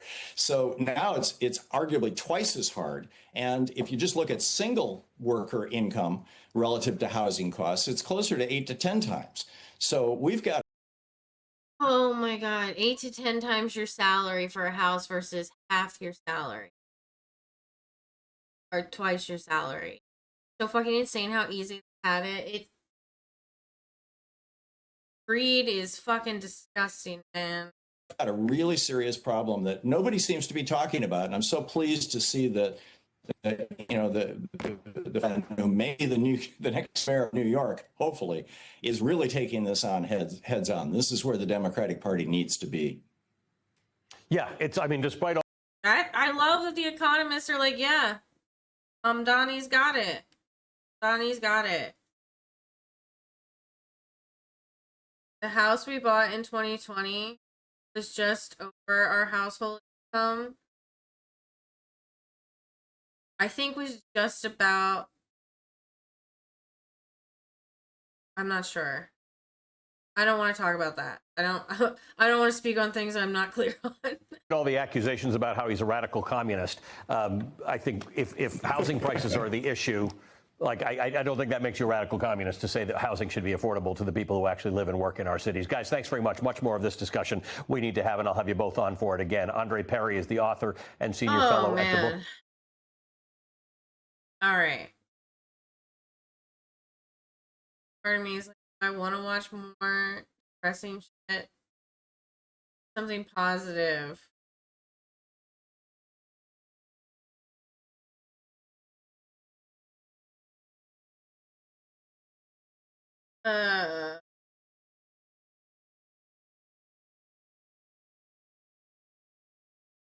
Okay. Here, this will cheer me up. This is a big story. And some of you guys weren't here when I talked about it yesterday, but I couldn't find a lot of the clips. So this might have more of the clips too. And I'm allowed to watch Hasanabi because I know he's not going to sue. Thanks for your open IP, Hassan. Today that I've been meaning to talk about. My boys, the Irish Kneecap Group, played to a massive Glastonbury crowd. It turns out when you tell a IRA group named after a practice of shooting collaborators of the British occupation in the knee, when you try to silence them because they said, fuck Israel, free Palestine, when you try to literally go after them as terrorists, when you actively go after all of their sold out concerts in their European tour and try to shut those f***ing concerts down, It is kind of okay. I will say it is the opposite of what happened here with the Dixie Chicks and Green Day. Well, maybe not Green Day, but the Dixie Chicks, who I think they're called the Chicks now. So apologies, but Chicks, I believe, were like completely ruined from that. And I think Green Day suffered a little bit, but I feel like okay, maybe I'm walking back my statements a little bit. turns out that only creates more support for them. Wow, who would have fucking thought? Especially because their position is literally the overwhelmingly popular position. 6 in 10 Britons think Israel's military actions in Gaza enduring this conflict have gone too far. Too far is the light blue. The dark blue is about right. The pink is not far enough. By G2024 votes. Among Labor voters, 71% of Labor voters said it's too far. Conservative voters, 52% thought it's too far. Reform, okay, 28% said it's too far. With 32 saying about right and 6% not far enough. Among Dem voters, wait, Lib Dem, is that what that says? I'm sorry, 77%. So yeah, it's not very popular. A lot of people are not, even it looks like here in the US, negative views of Israel have risen in the US. Percentage who have unfavorable views of Israel. US audits 2022 to 5. Okay. Republican, lean Republican, 27. I don't understand what I'm reading. I feel like I need more of this key.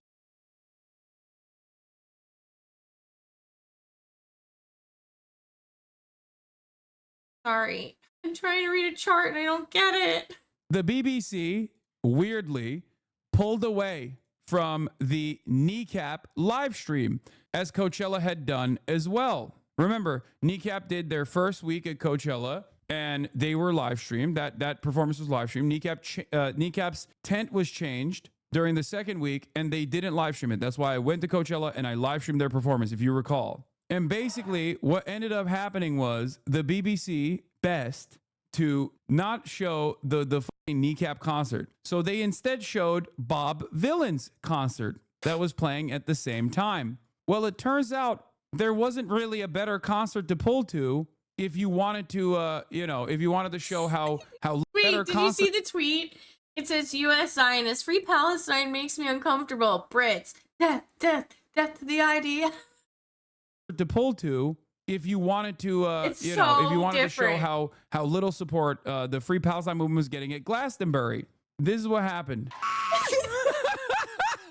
What? Oh my God! What I love about it is like they tried so hard to stop it, but also like it's such a vindication to hear that many people hear that back. It's kind of like, remember how like when we were watching the Grammys and Chappell Roan did her performance and the audience sang back at her and it was kind of like, this is how she knows like she made it, you know?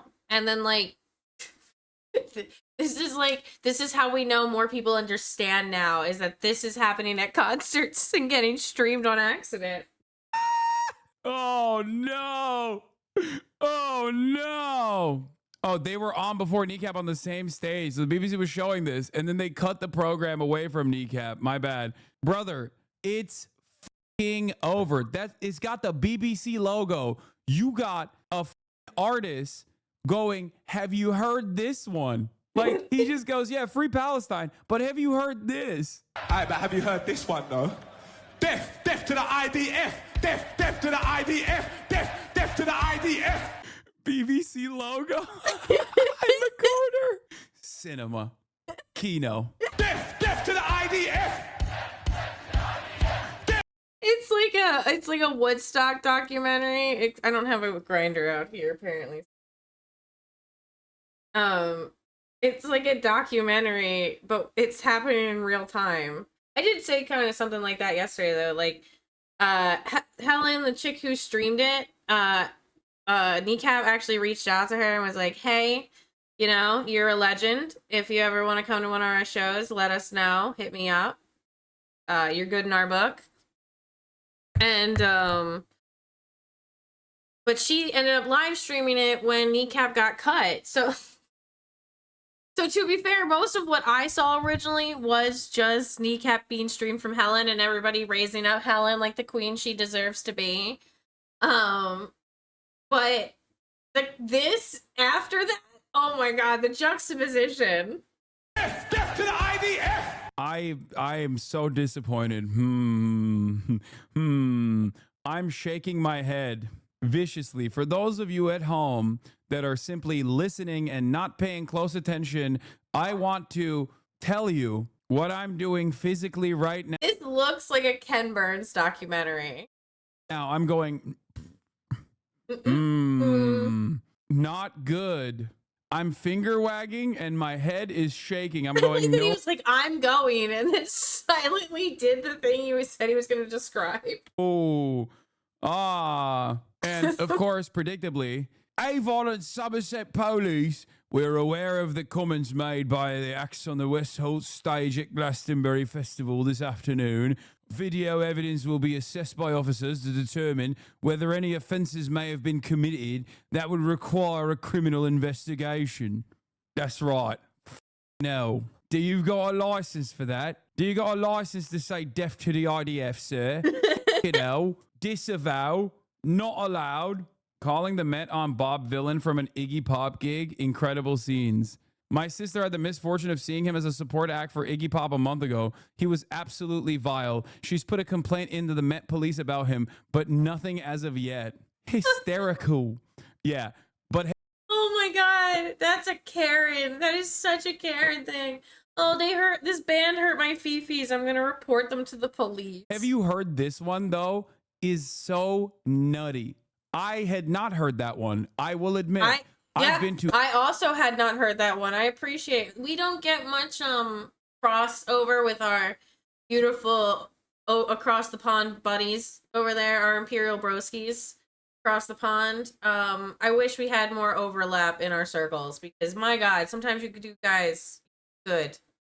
To many pro-Palestinian rallies. I've spoken at marches. That poetic one I lines. had not heard before. He actually surprised me. When I saw that this morning, I lost my fucking mind.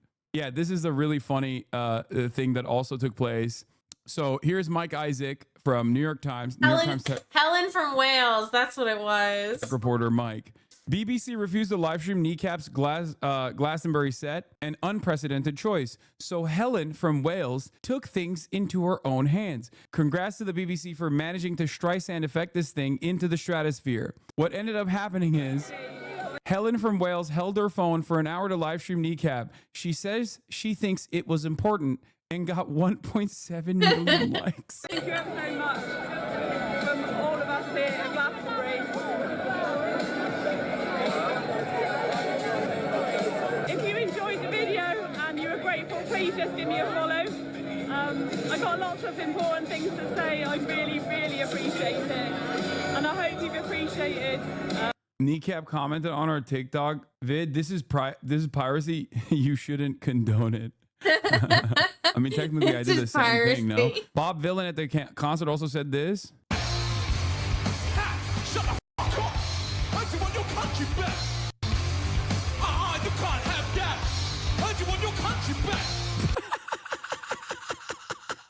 Dude, what? What is happening? What is happening in England? What the fuck is this? You got white. I did not recognize your game there, UK. Oh my gosh. I'm not gonna lie, I would wear that. I would unironically try to rock that 100%, and I would think I would be cute as fuck. I'm all about that sunflower. White ladies going, heard you want your country back. Shut the f up. What is going on, brother? Oh my lord. Go mad over there. Yeah, British people see the sun one time and they're talking about global jihad. Yeah.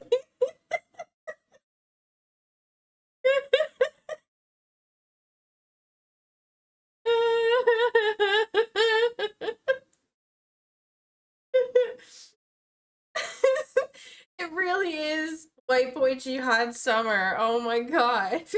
Yo, my bad, British people. I didn't know it was like that. I'm like cardio vocal training because holy shit, he did not miss at all with that. Wait for the liberal optics enjoyers to be like, sir, this is really going to scare a bunch of. I don't know if else mentioned it, but Ted Cruz was actually like, this is the Democratic left, or this is what the Democrats want. And people had to be like, bro, this is the UK.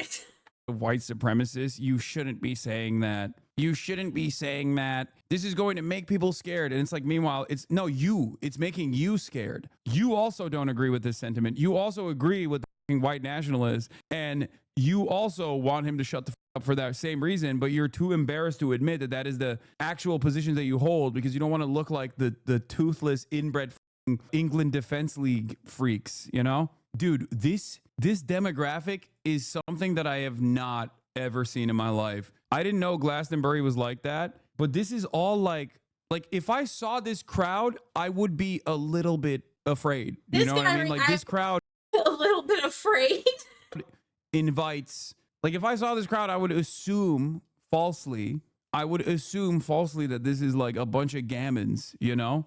I'm wrong. I'm willing to admit that I'm wrong.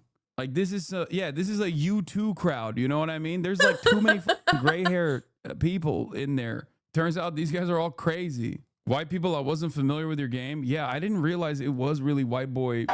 It was really white boy jihad summer, like straight up. Another banger speech. And then but I have an advice for young people in Europe. I know you want to free Palestine, you want to free Congo, you want to free Sudan. The youngest son of Afrobeat pioneer and legend Fela Kuti. You want to free Iran? There's a new one every week.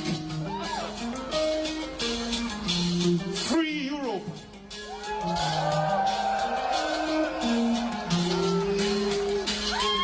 Free Europe from right-wing extremism.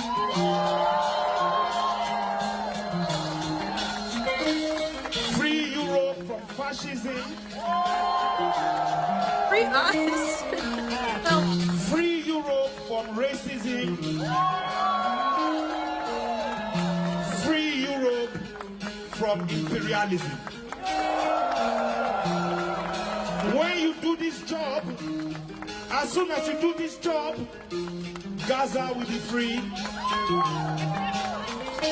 Congo will be free. It's true. It's true. Once you fix the main problem, once you take out the head of the serpent, if you will, you know, the trickle down effects do help, because when you have the United States not funding genocide,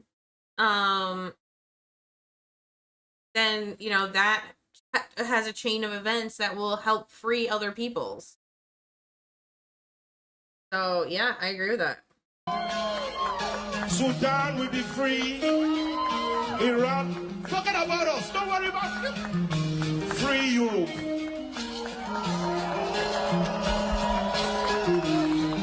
Dude, I do think that this level of unprecedented, open, overt anti-militarism, anti-imperialism, anti-Zionist sentiment would not happen if people weren't so pissed off and frustrated with their own country's governments and their lack of interest in even doing right by their own citizens. I will say I completely agree. I think we're all just so angry that we're calling out every flaw. You know, it's harder to admit something is bad when some good things are happening to you, but we don't see those good things happening anymore. So it's kind of like, wow, this is fucked up and we're not getting anything good. It's years and years and years of austerity that have made people go, enough is enough. Why the f are you spending all your money killing brown people over there, killing black people over there, instead of, you know, fixing the potholes, fixing public transit, People are realizing that the lack of intervention tells people that genocide is necessary and they don't like it. The UK government condemned. The Culture Secretary has spoken to the BBC Director General to seek an urgent explanation about what due diligence and carried out ahead of regular people who haven't been thinking about this all the time because they have work and jobs and aren't chronically online like me. You know, they, you know, set their problems aside for one night to go to a concert, and then this gets brought up, and then they start asking more questions. And, you know, so like these things are good. They help expand, you know, who's talking about it. You know, one person tells two people tell four people tell 16 people. So, you know, it's only gonna help increase the eyes on it.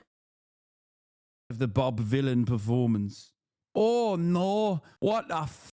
Fatlow Glastonbury has become a festival of hate today and descended into barbaric chants against Israel and the Jewish people. Glastonbury is a festival I once called home. A dozen or so times I attended. I made magazines on site. I led a team of scores of talented writers and Eve Barlow dated Amber Heard. That's all I know about. Oh, she got kicked out of the courtroom during the Johnny Depp trial because she kept texting in the courtroom.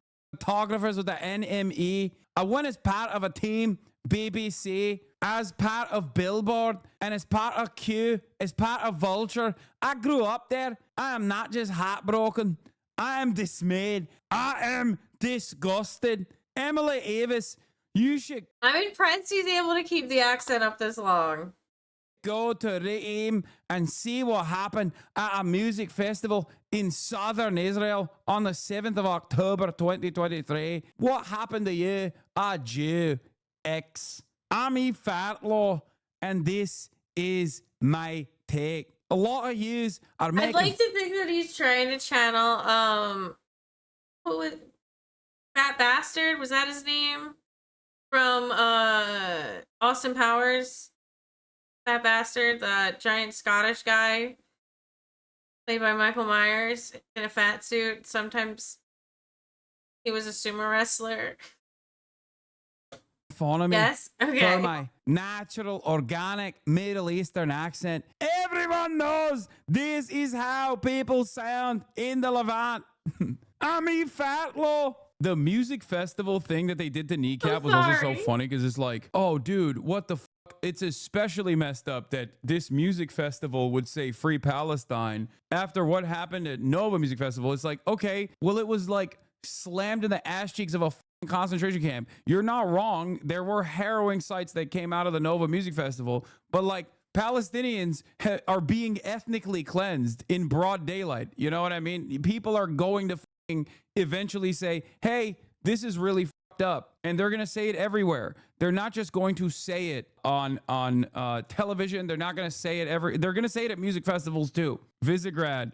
Apart from chanting death to the IDF in front of 200,000 people at Glastonbury Festival, Bob Villain also complained about having been forced to work for Zionists at a record label early on in his career. The entire thing was broadcasted live by the BBC to millions of people. It's amazing. One of the jobs that I did. Say America has no right to go to war and invade Iraq because 9/11 happened.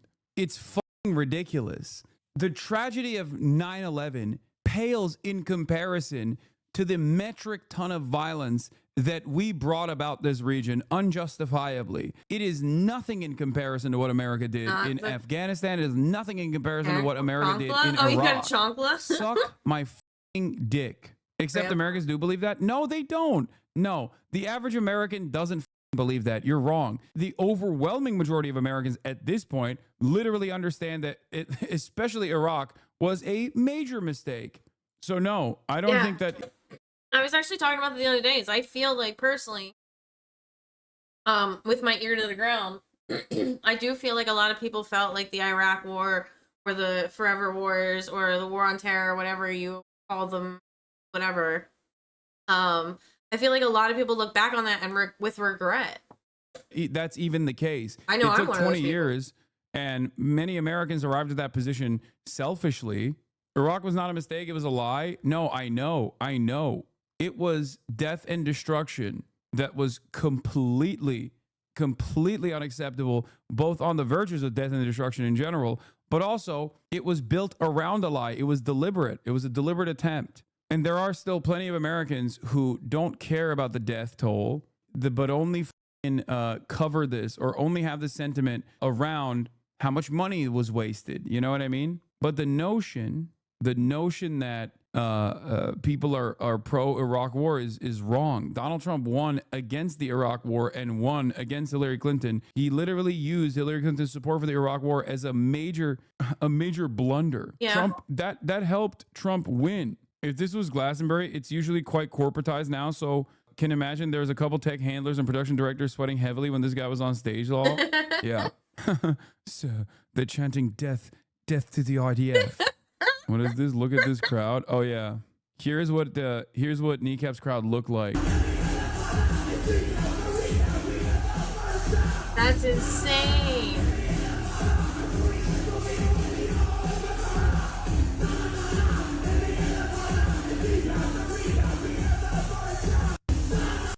Irish rapper Mo Farah, an alleged Hezbollah supporter, may soon headline sold out U.S. tour. Yep. This is also happening in the fall, and I'm very stoked for this. I wonder if America will stop him from doing this. I'm actually worried that Kneecap's sold out fall tour, they're going to I potentially didn't know God, I hate being try poor. to stop it. Look how desperate Azealia Banks is. Oh, she is so insane. Like, she became this like Palantir advocate. I don't know what happened. I mean, she's always been like a psycho, but recently she's also been like a really annoying and very obviously like fake advertising doing psycho. She's doing an ad every other week for Palantir. The founder of Glastonbury, Michael Eavis, said, "People that don't agree with the politics of the event can go somewhere else." He added, "People that agree with the politics of the event can pay me 400 quid to get in. I think this is a joke." I don't think he actually said that. Did he actually say that? Yes, he did actually say it in support of Kneecap. Glastonbury founder says festival critics can go somewhere else after Kneecap furor. Hell yeah. To your point, look how many Americans believe the lies in 2002 compared to now. In 2019, majorities of Americans and U.S. military veterans said the Iraq war was not worth fighting in 2019. In 2002, large majorities of Americans said Iraqi WMD and links to terrorism would justify U.S. military response. There you go. This doesn't exist anymore. Like, this level of popular sentiment in the absence of, this is why I say, in the absence of like a 9/11 style incident, and even then, I don't think they'll ever reach this level of broad public support for American military incursions. But the sad state of affairs is, the scary reality is that they don't need it. The Iranian operation already showed that. The people's position on this doesn't necessarily matter. But having said that, who knows? I think that as long as there is enough of a fuss made by massive swaths of the population, I think it will make it potentially too difficult for America to engage in these sorts of affairs. It will at least cause them to recalculate. Well, I hope Bob Villan is happy. He's not big, he's not clever, and this afternoon his mean words about the IDF have made David Lammy cry. David's still going to have supper tonight, but he's not going to enjoy it quite as much. All right, How I dare wanted you, to get sir. to You've made this right here. This is Freestyle the News. If you'd like to watch this without me, please feel free. I'm going to link it in chat. This is by Zed Tabani. I hope I'm saying his name right. Absolutely wonderful creator. I love his Freestyle the News. I don't even know if this is a Freestyle the News episode, but I love the way he breaks down the news. I like the way he explains things. I don't know. It's good. Check him out. Drop a like, share, subscribe. Still recovering. So look, I had to skip Sunday's show because I still had like a bunch of chest congestion, but I wanted to talk about a few things that showed up already last week that I didn't really get to talk as much about on Friday. This will probably be a little bit of a shorter episode, but let's start very quickly with the Supreme Court decisions from last Friday. On Friday, the Supreme Court issued several decisions left over on their docket to end their current session before they go on break. There were a bunch of different varying decisions here.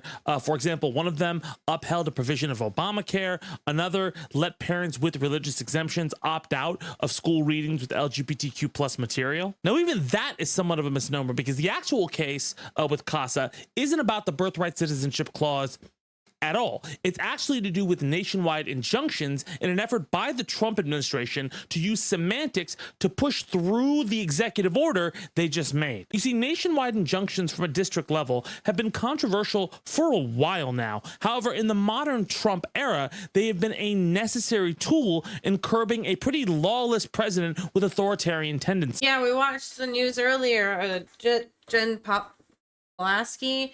I'm saying her name wrong, but she's the redhead we watched in the beginning. She talked about how the nationwide injunctions, a lot of them have been on Trump in both of his presidencies, and he's had more than like Obama and Biden, but that's also when you have to compare them to the number of executive orders that he's also issued.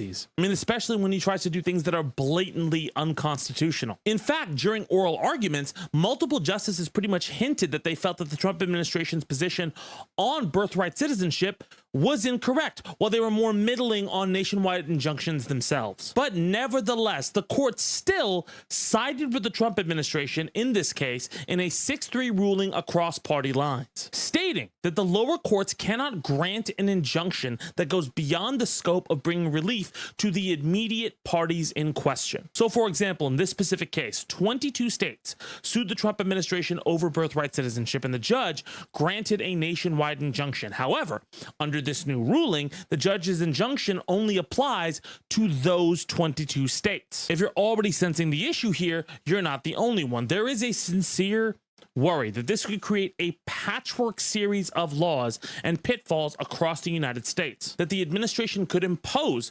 draconian rules adopted by certain states and rejected by others, creating different sets of rights depending on where you are or where you're born.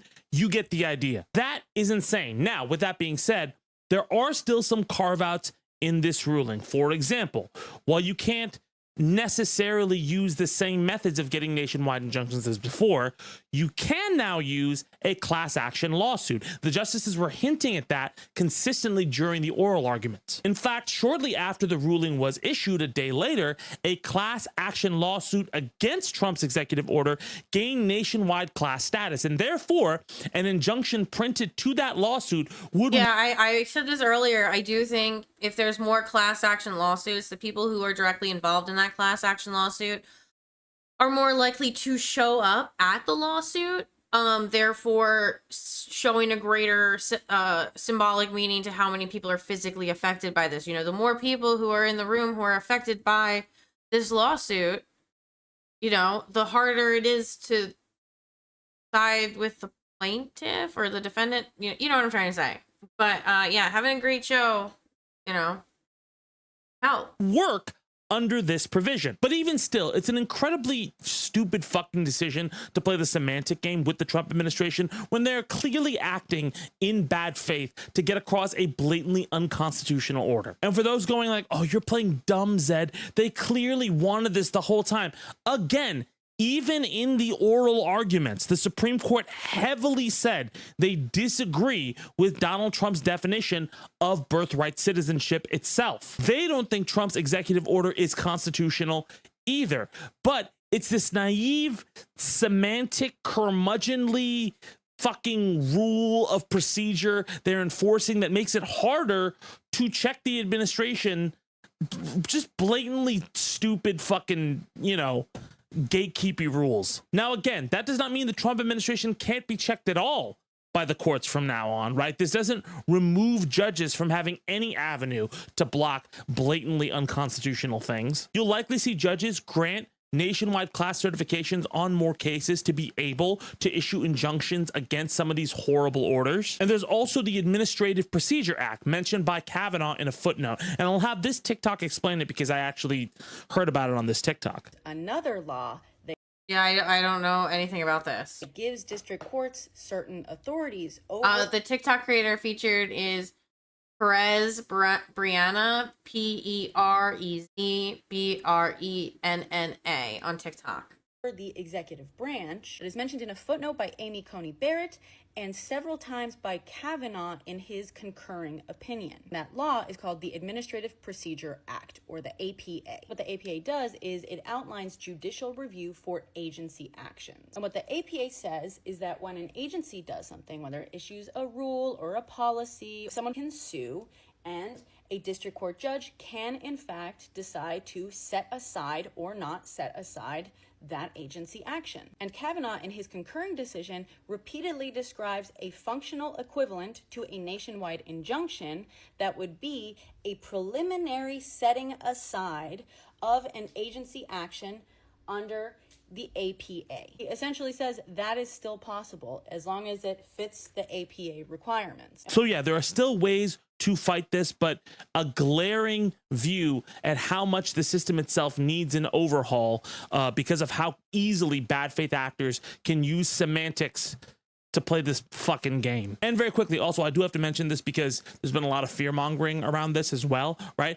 If you are a US citizen and an immigrant, right, and you're worried about your citizenship status because of this order, Trump's executive order does not denaturalize or take away anybody's citizenship, okay? The order that will go into effect in 30 days means anyone born after that date to parents that were not citizens will not be granted citizenship. Yes, that's still shitty. Yes, there are still ways to reverse it and undo that damage, but that requires time and more election cycles. Until then, let me know what you think in the comments. All right, moving on, let's talk about Trump's big beautiful bill. Believe it or not, the Trump budget bill, or the big beautiful bill, has been facing a lot of pushback over the last few weeks as it barrels towards its hopeful July 4th signing date. The bill is incredibly unpopular with the American public and, surprisingly, with Republicans in the Senate and Congress. Wait, I thought I saw ACYN report that the bill was passed 51-49. Did I read that? Maybe I misunderstood. Who face their own frustrations with both the Maybe I'm Medicaid wrong cuts tweet. and some of the other expenditures that the bill proposes. Now, there are already a number of Republican holdouts already, like Rand Paul and Tom Tillis, the latter of whom faced a lot of ire from Trump when he broke away from the bill, to the point where he got threatened with a primary challenge from Trump on Truth Social, and then promptly just decided to retire.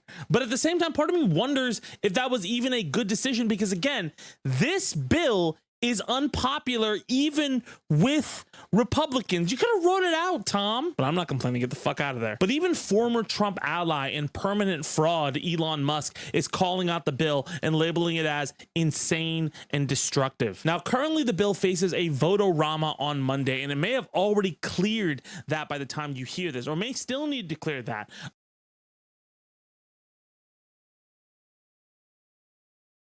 But even then, that isn't the end of the line, because then it's got to head back to the House, and then it's going to get even more changes. Again, this bill has been a giant clusterfuck since it was introduced, and a lot of people are plugging their noses, having a lot of problems with it, and it keeps getting more problems every time it gets kicked back to a different chamber. Now, one of the biggest aspects of this bill, right, that everybody's been talking about is I don't know the grammar, right?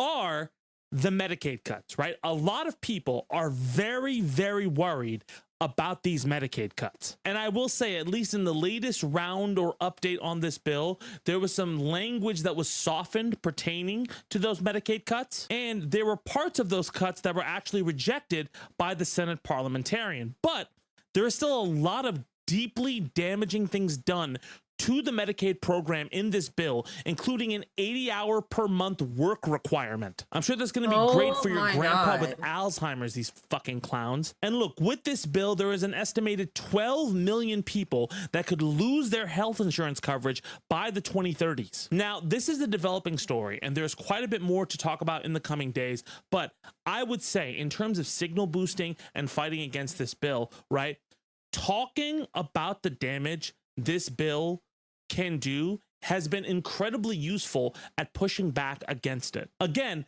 this is an incredibly unpopular bill, right? Now, it really, really bothers me. Like, there is so much about it that I'm like, stressed out about because it directly impacts my entire family on every single level. And it's not because like we're freeloaders, we're literally struggling with everything we can do. And it's just like, it's so frustrating to be called like lazy. It's like, I'm not, trust me, I'm not.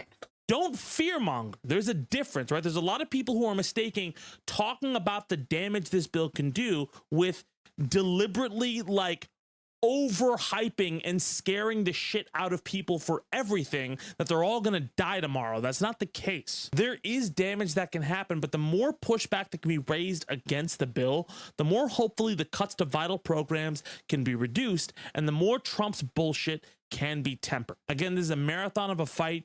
Don't give up. Let me know what you think in the comments. And that's our show. Thank you so much. It's so frustrating, so hard. I just want to go to sleep. Like that's where I'm at. I'm just like, I don't know, guys. Wake me up in like 8 years.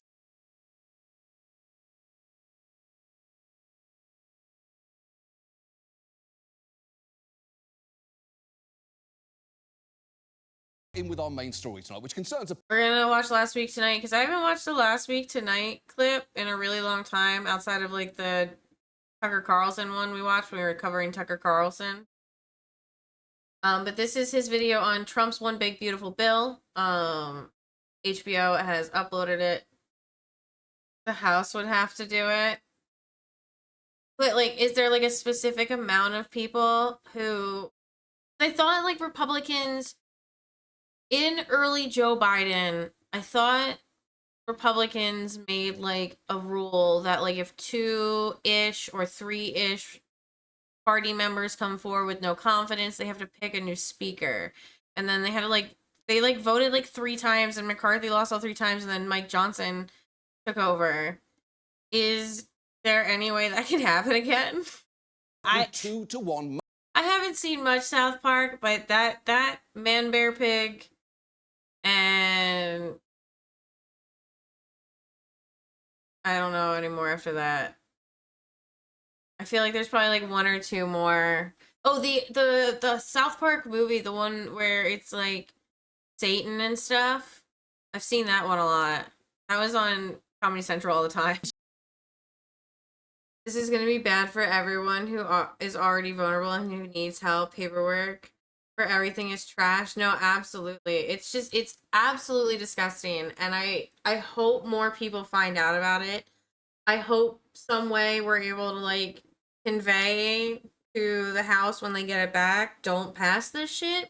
But unfortunately, I do think it's going to pass. I hope we're able to make it to midterms in order to try to undo a lot of these mistakes. I am worried we won't, but we're gonna see where it goes. Also, welcome in. Work requirements is absolutely disgusting. Like, especially because it's so hard to get approved for disability. I have applied twice and I have been denied twice. The first time was because I got too much anxiety and didn't fill out the paperwork in time. So it didn't get done, and so they rejected me. And so the second time I went to do it, I got everything done. I even got a test done that made me really, really uncomfortable. And they were like, oh, mentally you qualify, but physically you don't, so we're going to deny you disability this time. It's so hard. It's so hard. We know that is not true. And maybe the best way to show this is to look at Georgia and a state program called Pathways. Have you tried a third time? So the problem I'm having is I can't log in online because it's saying that my social security number is tied to an email address. When I use that email address to log in, or when I do forgot password for that email address, they say there's nothing on file. So then I call and there's a whole time of over 120 minutes. Because you can't set up an appointment online. You can only set it up over the phone or in person. So, yeah, it's rough. It's rough out here on these streets. It's a nightmare. And like, maybe it was like 120 minutes because I was calling again at like 3 o'clock in the afternoon and they close at 5. But that's, I still, in my lifetime, have never heard of a hold time of 120 minutes. And I've been on hold with Bank of America, the Better Business Bureau, Comcast, Xfinity, TD Bank. Like, I have experience with hold times. To coverage. Oh, somebody was in my comment section talking about this. They were like, I think Georgia tried it, but I don't really remember, so don't quote me on it. They were right. They were absolutely right. Holy shit. Oh my god, Anna Wintour, speaking of her, she just stepped down as the head of Vogue, and now everybody's petitioning that Stanley Tucci needs to take over. But, oh my god. He's so good in every role. I love him in Easy A. I love him in Hunger Games. He's really good in The Devil Wears Prada. I really like him in like everything he does. He's also a certified hottie. Oh, Kingsman, excellent Kingsman. We could do like a remix of her video, but we're just gonna like do it in like a hollowed out business district that can't afford to stay open because the rent's too damn high and the products are too expensive. And we'll just send that to her saying like something pretty much identical. I'm doing my part, comrades. Wait. No. We begin tonight with what Elon Musk vows to help defeat Republicans who vote for Trump's mega bill. No thank you. Unless you're like gonna touch Republicans on Republican side. Oh my god, is the prophecy coming to fruition? Okay. For those who don't know, I personally, tinfoil hat time, believe that Elon Musk is the reincarnation of Thomas Edison. One key factor in this is that Thomas Edison hired a bunch of people to invent stuff for him, and then he took over the patents and all the everything, and even maybe potentially got a few people killed. And he did this to like every single industry that he was trying to take over, whether it was electricity, photography, videography, things like that, lighting, all kinds of stuff like that, theaters, sound. These were all things that Thomas Edison worked on. But here's the thing, he did take the claim to fame for a lot of those things. But one of the things that happened in Thomas Edison's lifetime because of Thomas Edison, that Thomas Edison murked an elephant by saying, hey, this is what Nikola Tesla's energy does, but secretly I'm using my own energy. And so he killed Flopsy? I think it was Topsy. He killed Topsy, the elephant.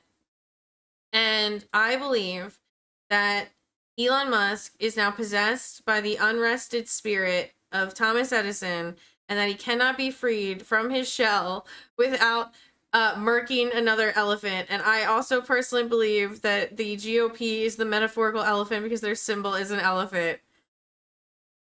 I'll let you guys sit with that, okay? But if this is Elon Musk saying, hey, I fucking hate the Dems, but any Republicans that want to run against a Republican who voted for Trump's mega bill, I will back you. Oh my god. Let the MAGA civil war continue. President Trump calls his big, beautiful bill, which could be headed for a final vote in the Senate after a long day of debating amendments to it and perhaps.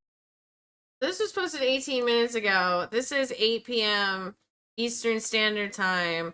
Like 40 minutes ago. Perhaps for some Republican members, staring into the abyss. Here's why. Polling consistently shows it is strikingly unpopular with voters. The Congressional Budget Office estimates it adds more than $3 trillion to the national debt and could deprive nearly 12 million Americans of health insurance through Medicaid.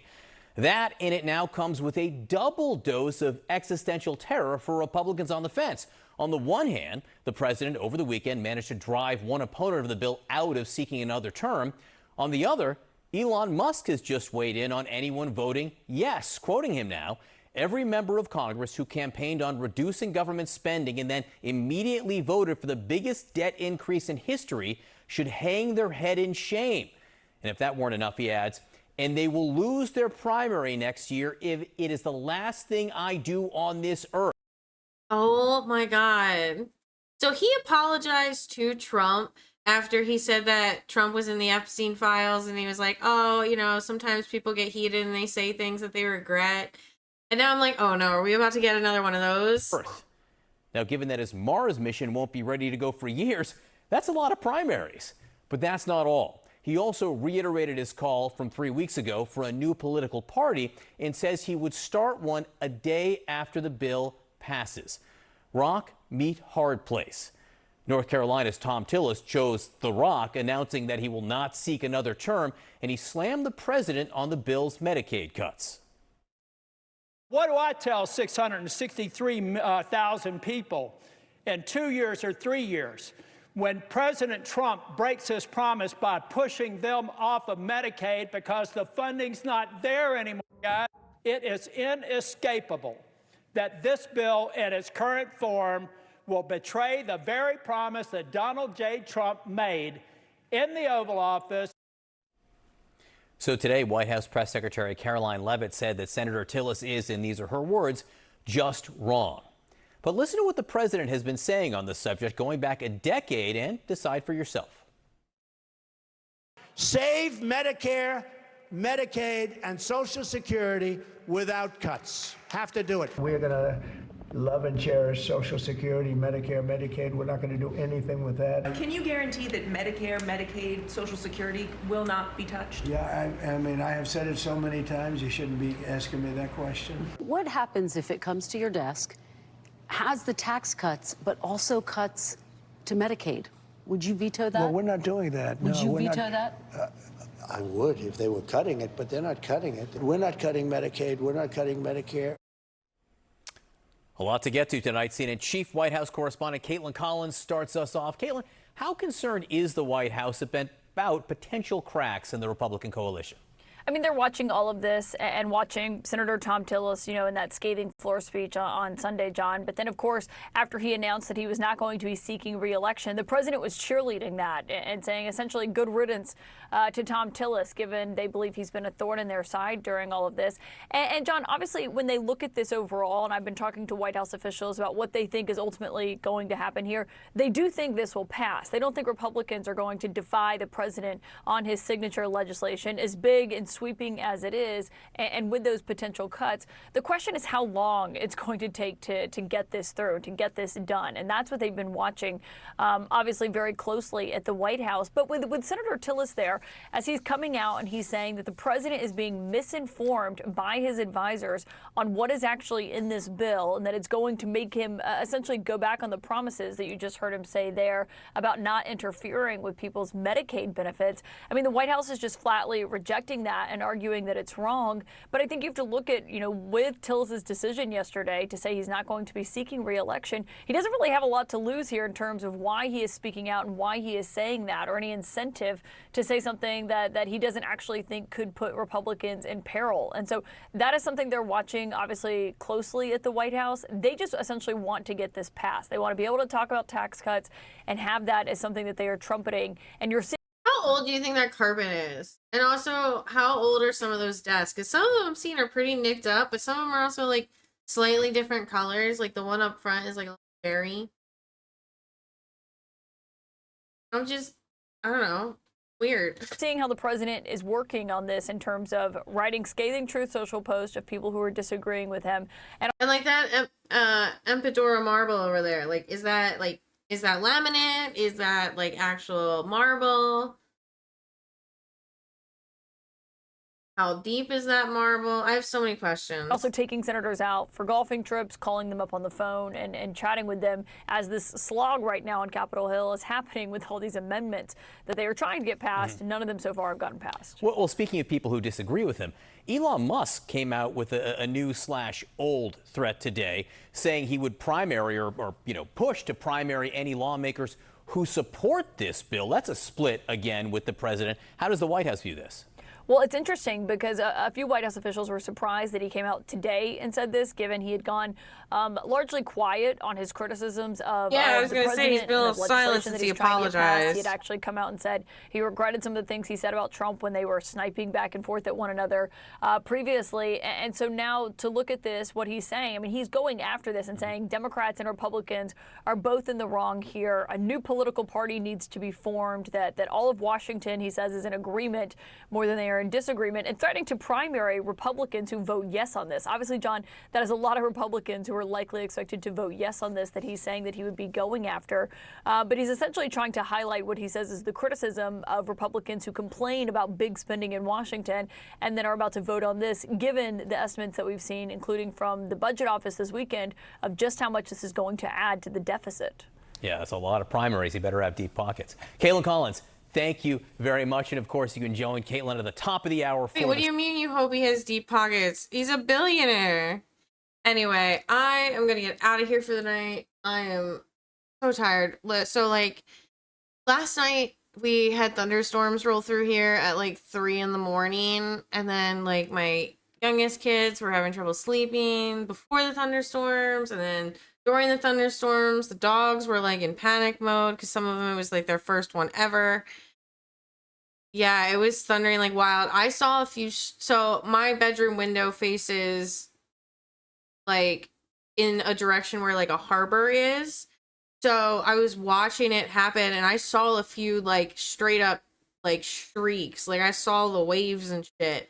It was crazy there. And I saw a few go to cloud too, but mostly up and down. And some of them, wow, they like shook the house. So by the time everybody kind of calmed down, the storm kind of settled a little bit. It was like the sun was starting to come up, so it was close to 5, I think. And then I got up at 8. So I'm pretty beat. Tomorrow's Tuesdays, which I am off. But I will be back Wednesday. Also, Wednesday, new leaderboard for the fishies. So we'll start like a new thing. Maybe I'll do like starting next month, whoever wins at the end of the month or has the most gold will be like VIP if they don't have it or something like that. I don't know. We'll figure it out. But anyway, I hope you guys have a safe and wonderful night and I'll see you later. Bye.